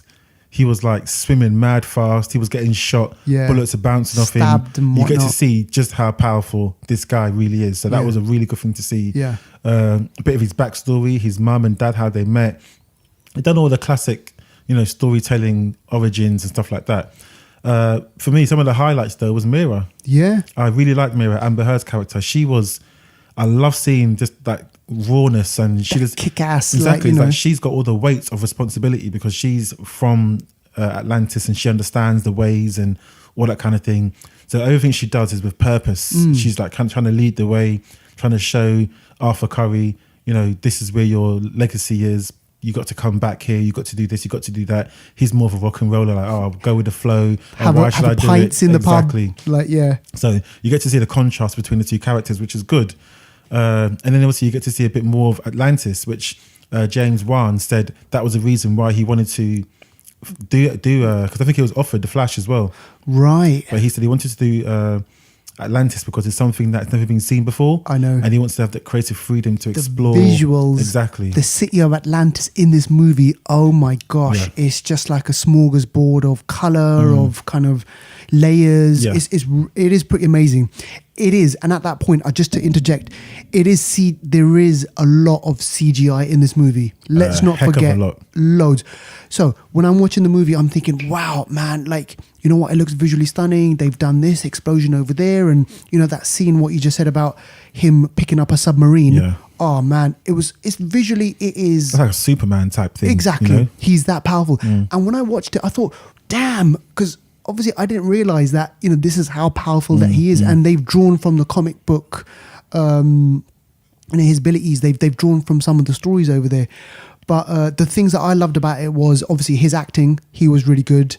I thought Nicole Kidman, it was interesting to see her play his mum, and she's got this kind of kick-ass, storyline as well. And she can kick ass too, because they've done the whole de-aging thing that they do in Marvel. Yes. They made her look really young, and then her husband, Aquaman's dad, is Boba Fett. Is it Boba Fett or Boba Django Oh, Boba? it's whatever his name is. Boba Fett's dad, isn't it? Yeah, Or- exactly. He was in Once Were Warriors. Okay, That actor, yeah, but yeah. he plays Django or Boba Fett. Yeah. Yeah, one of those Fets. But yeah, so it was. Yeah, they've done that whole de-aging thing, and there's a fight scene that Nicole Kidman she pulls off, and I'm like, I mean, obviously you can clearly see it's a stunt person. Yeah. But the fact that, you know, she's getting involved and she's tearing shit up, I thought that was interesting. Here's my gripe with it. Okay, story wise. Okay. So, Arthur Curry, Aquaman, he has a half brother who is full Atlantean. So, when Nicole Kidman's character, she comes ashore, she gets saved by Tom Curry. They get it on. Years later, Arthur Curry's born, but then Nicole Kidman's character, she has to go back. She has to go back to Atlantis, and then she gets married again, and then she has another kid. So there's a conflict between the land and the ocean and the water and everything. So Aquaman's half brother, Nicole Kidman's son, wants to wage war. And what I didn't get was, why is he so hell bent on destroying like Earth? Like I didn't see all right, I get it. There's been like you know, pollution, Yeah, and so then yeah, there's all that that's sort of what it stuff. is, Yeah, I get it. And I just thought, wow, oh my gosh, like, you know what? Why is it taken? I get it, but I was thinking maybe that there should have been a bit more. Maybe we were trying to. We should have had a bit more conflict between humans Okay. and the Atlanteans. But I think what they didn't maybe show in what you're saying, I can understand, is the long-term damage that Right. they've been receiving. Because I think over lots of years, yeah, underwater world has been receiving lots of damage, and he said that it poisoned their children. Yeah. Like, imagine if anyone, you're a father. Yeah. Think of anyone, yeah, poisoning your children. Like, you're gonna want to rip off their heads. You Yeah, know what I mean? So I exactly. guess we didn't really get to feel the weight of that. yeah. The pain. So, yeah, exactly. But if we sit down and think about it afterwards, like, think of the people are just throwing things into the ocean, killing the animals, poisoning their children. That's beef. That's Yeah. war. But the other thing is, there's been no dialogue. Yeah, There's been no dialogue between Atlantis and the world. So the world, we shouldn't do it. I'm saying the world, it's we. Yeah. We shouldn't pollute the oceans, but we don't know there's anyone there. Exactly. I guess we know there's fish there, but we don't know there's Atlanteans there. Yeah. But still, I think there should be some sort of dialogue, which I think Arthur Curry and Amelia was trying to say. We can join the worlds. Yeah. But he was just like, nah, there's beef, and obviously he's a bit like Loki. Yeah. He'll do anything to get the throne, even fake attacks from the and there was that submarine attack. Yeah, fake attack. So yeah, it's a strange one, but yeah, I think there wasn't. It's always hard to get a good worthy villain, and I Yeah. think it's hard since, like, obviously my top 3 villains, well, DC aside anyway, just Marvel, is looking at Thanos, Killmonger, Yeah. and Loki. There's Yeah. 3 villains that I don't want to see die, really. I know. DC wise, obviously the Joker. I can't think of anyone else actually that comes even close. Nah. But yeah, Ocean Master, he just wasn't really, Patrick Wilson. Patrick Wilson, and we've seen him. Hard Candy. Hard Candy, yes, and he's worked with James Wan on Conjuring as well, so he's like part of that whole thing. Yeah, it wasn't. I just thought to myself, he wasn't this villain, which I thought, oh my god, he's gonna bring destruction and he's gonna do this and do that. It was interesting to see Dolph Lundgren in the movie as well. He's making a comeback. He's making a comeback, and it was almost like there was kind of like reminiscent of like Flash Gordon. It was almost this he's a bit passive, like Dolph Lundgren. He's no Ivan Drago. I must break you, like he was in Rocky 4. In this movie, he's a bit kind of, takes a back seat. His daughter, Amber Heard, she's obviously the driving force, like what you mentioned before.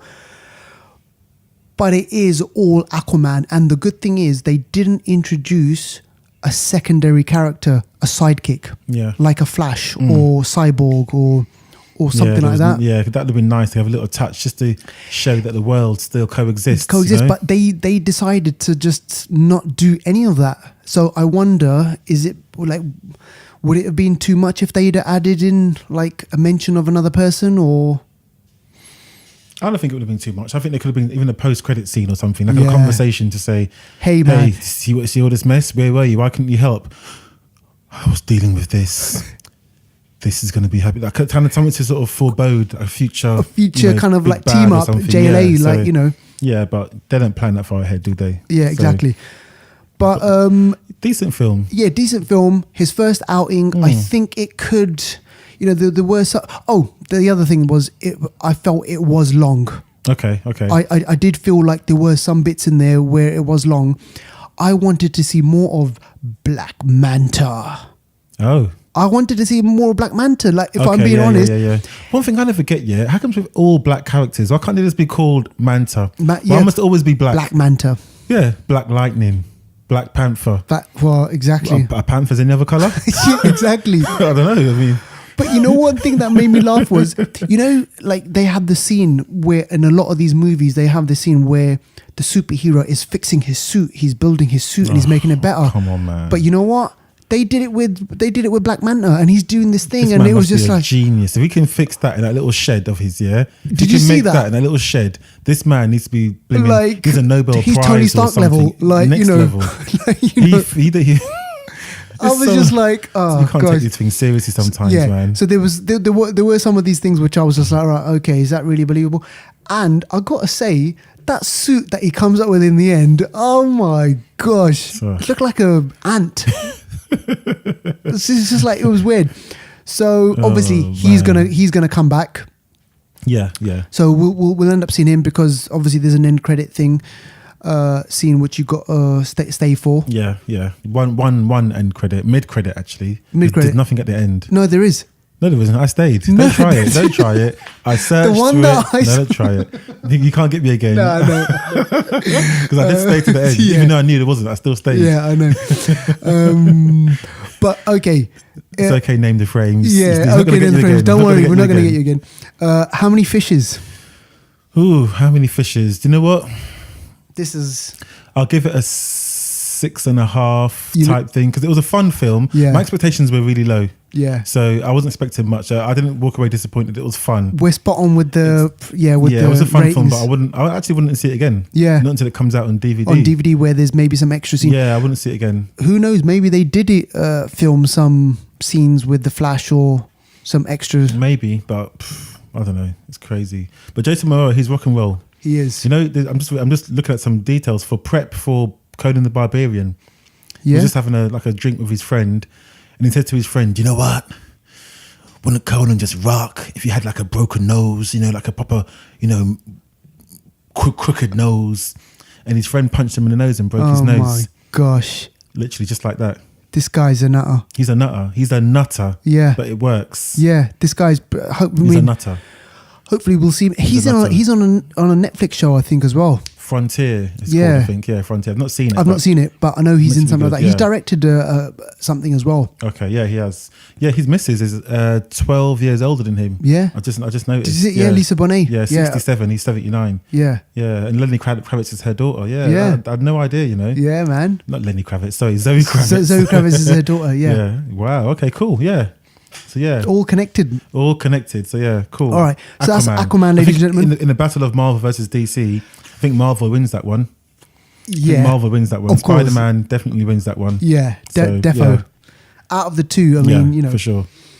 All right. Okay. So, and one last thing on the Aquaman. Apparently, it has done shitloads of money in China. Has it? So worldwide, this thing is probably going They to like do a bit of Jason Momoa. Yeah. I think everyone does that, don't they? I know, man. He's got that appeal though, yeah, hasn't he? yeah. Okay. All right. Okay. Now let's move on to the third film that we're going to speak about, or you're going to speak about. You saw it. You reviewed it. Sorry, you saw it. You went to a Q&A afterwards as well, which was really interesting. Yeah. So tell us how did that go? The Q&A was really interesting. Yeah. I can't even do it.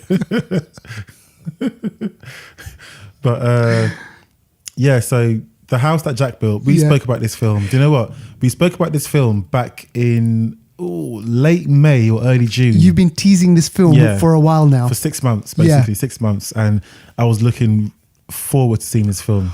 Uh-oh. Yeah, I was looking forward to seeing this film. Anticipation. I was like, do you know what? Lars von Trier.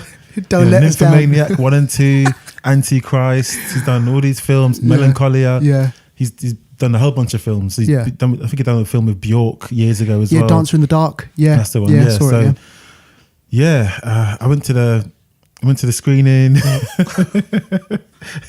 Okay, I'll just start with this year. I'm really naive. First of all. Shit! Yeah, so I saw the booking. It said the film followed by Q&A with Lars von Trier, and I thought, Lars von Trier is going to come to Finchley Road on a Wednesday. So got there. Obviously, there's no Q&A with him. Basically, after the film, they showed a video of a Q&A with him. Like, I had my question ready. I was like, okay, I'm going to stand up and say, yes, Deval from the Flixters. I had it all ready, but I went with my friend as well. I was going to get him to record me, everything. I was like, this is going to be like a press conference. Exactly. Yes. All they showed was a video of him being interviewed, which I've already seen in my research. Oh, shit. I've already seen it. So that just... So it's the movie, and then they put on some interview which has already taken place. Yeah, exactly. Right, okay. Yeah. So it's not a Q&A with Lars von Trier. Well, technically it is, because the Q&A is just recorded and shown, but it's not a after live, the film. It's not a live in your face Q&A. Right, damn it. Yeah, so the film. Yeah. The house that Jack built. What a title. Yeah, what a title, first of all. I'm just going to start by saying fucking wicked. Oh, what? The film's wicked. Really? The film is wicked. Wow. Yeah, it's a wicked film. I like the film. It's a long film, but it's Lars von Trier at his best. Really? It's an artistic film. Yes. It is. The characters are disturbing, deep, dynamic. Right. The visuals, there's a reason for everything you see. That's what I'm going to say. Colors, focus, the incidents. Like this kind of. First of all, let me wipe it clean. The premise is it stars Matt Dillon. Mm-hmm. Also got Uma Thurman. Yeah. And a few other actors and so on. But Matt Dillon is a disturbed person who basically is a serial killer. Right. And this spans the course of 12 years, and it just depicts him going through he's basically an architect or failed architect, and he wants to build a house. He does want to build a house, yeah. But it also shows his unquenching hunger, or thirst, I should say, if I'm talking about quenching, unquenching thirst for killing people. Okay. In just like in what manner? Disturbing ways. Yeah. And yeah, over the 12 years, it shows when he does it, how he does it, why he does it, maybe. Yeah. It's just, but the film also looks at his character, how his mind works. Right. How he communicates with people. He's also got OCD. He has OCD. And one of the funniest, I'm going to spoil one little part of this film, the only part I'm going to spoil. Yeah. One of the funniest clips of this film, I think the clip's about 10 minutes long or something. Yeah. He kills someone. Yeah. I'm not going to say who it is or why or whatever, but he kills someone and he gets their body out hides their body, for example, and then he jumps in his car and he's just about to drive off, and then he has a little flashback in his mind, like a little like image in his mind of because he's got OCD, he cleaned everything. He always cleans whether after he's killed people. Yeah.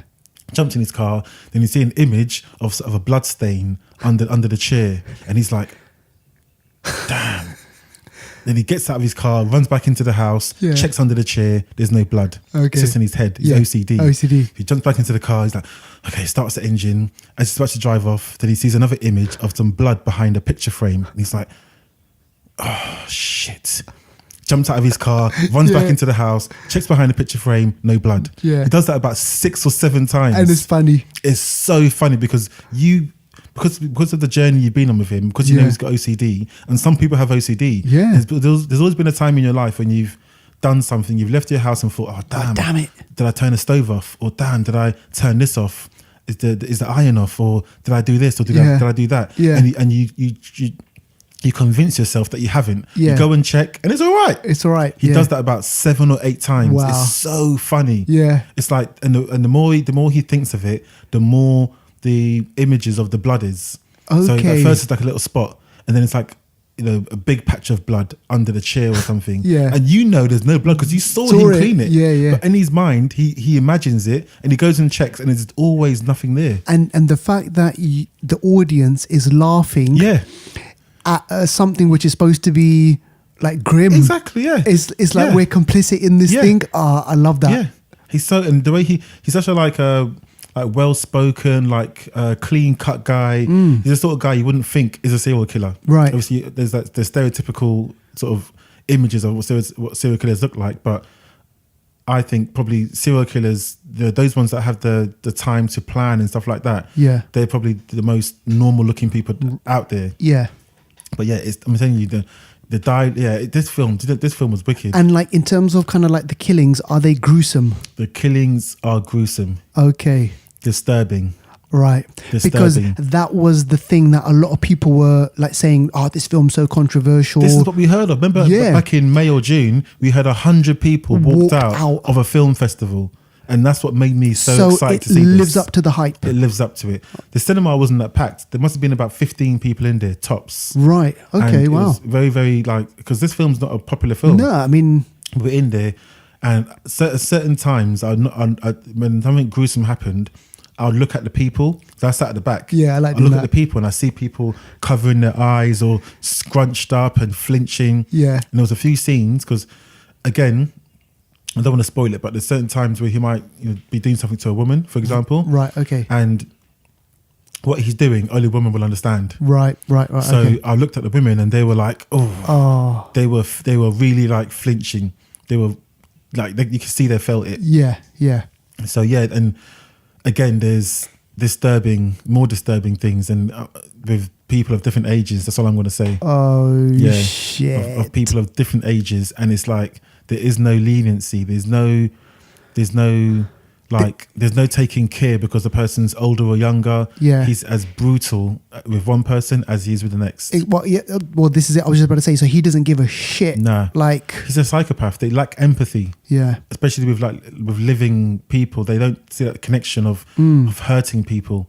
He has the connection with things. Yeah, but with people, he lacks that emotional understanding and connection, which is what makes him a psychopath and able to kill people at will en masse without any thought about it. Yeah, it's crazy. But I'm telling you, this film's 2 hours and a bit long. Right.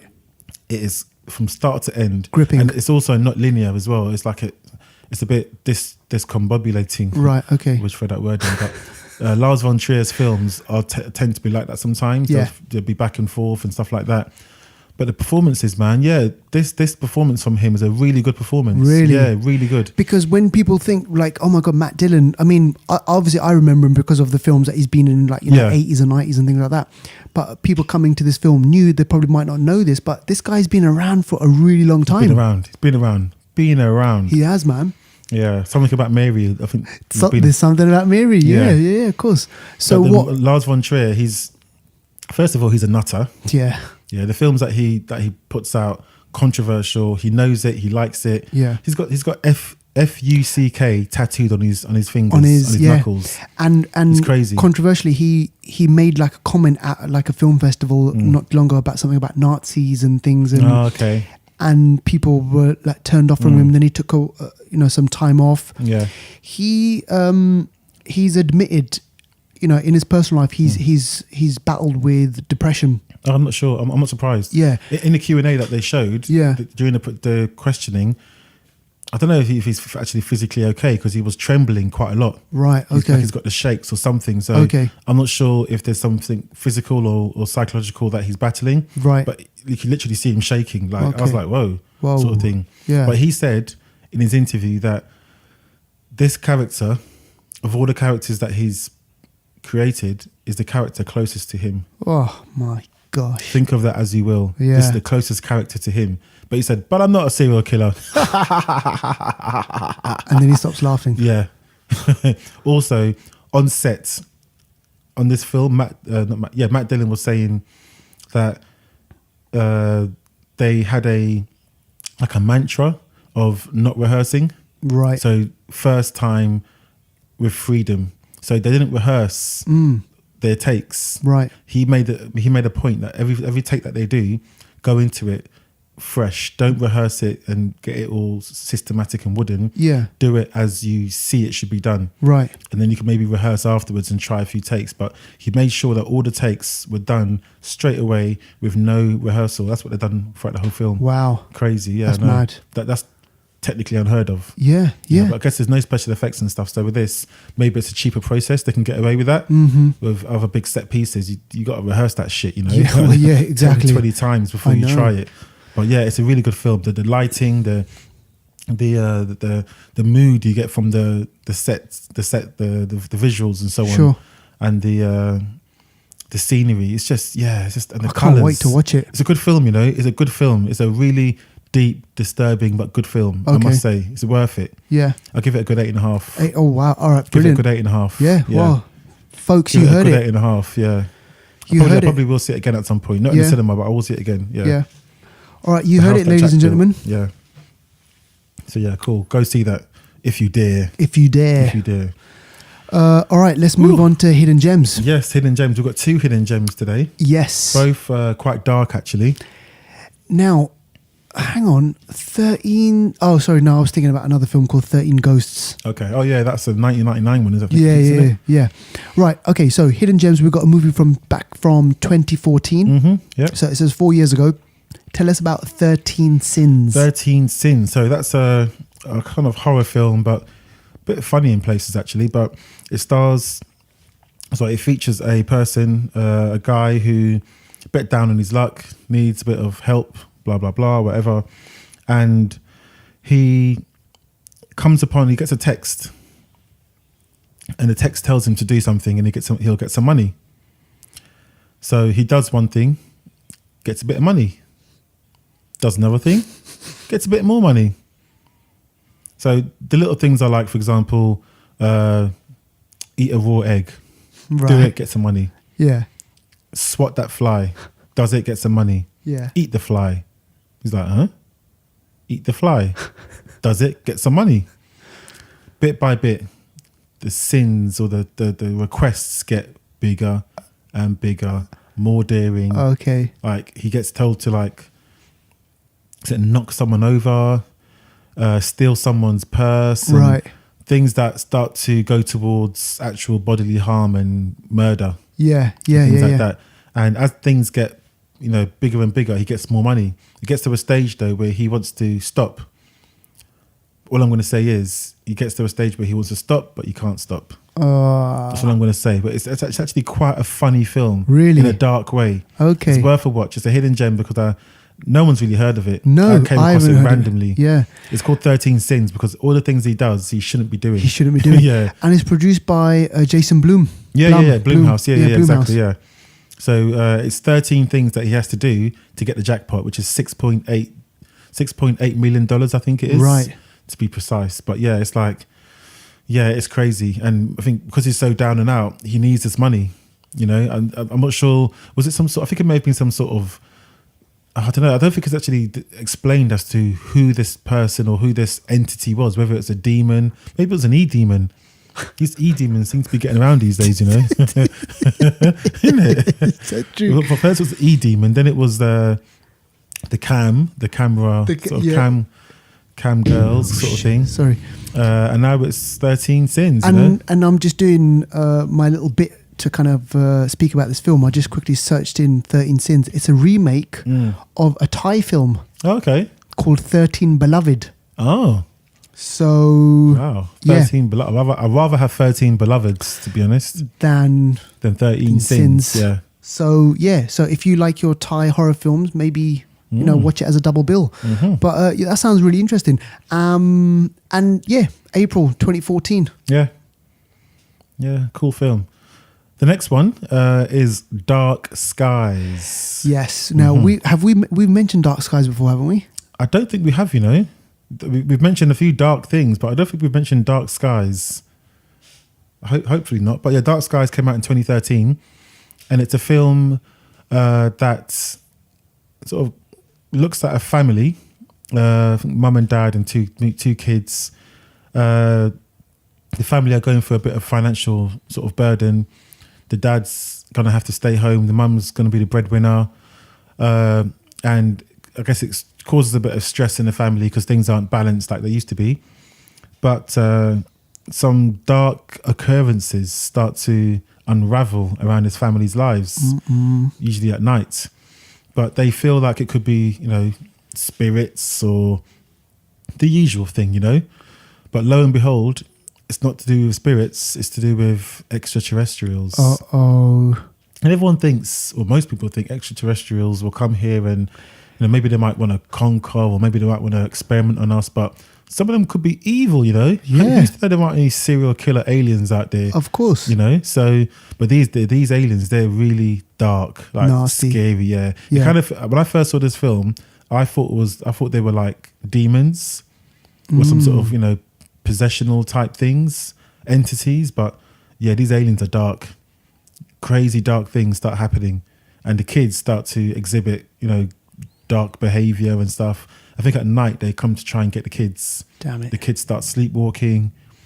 All kinds of dark things happen, but it's a good film. I enjoyed it. Actually, to be honest, I was scared. Yeah, so it's kind of like what horror, sci-fi horror. It's a sci-fi horror, yeah, but it's more horror than sci-fi. Okay, let's get that straight. Yeah, it's more horror than anything else.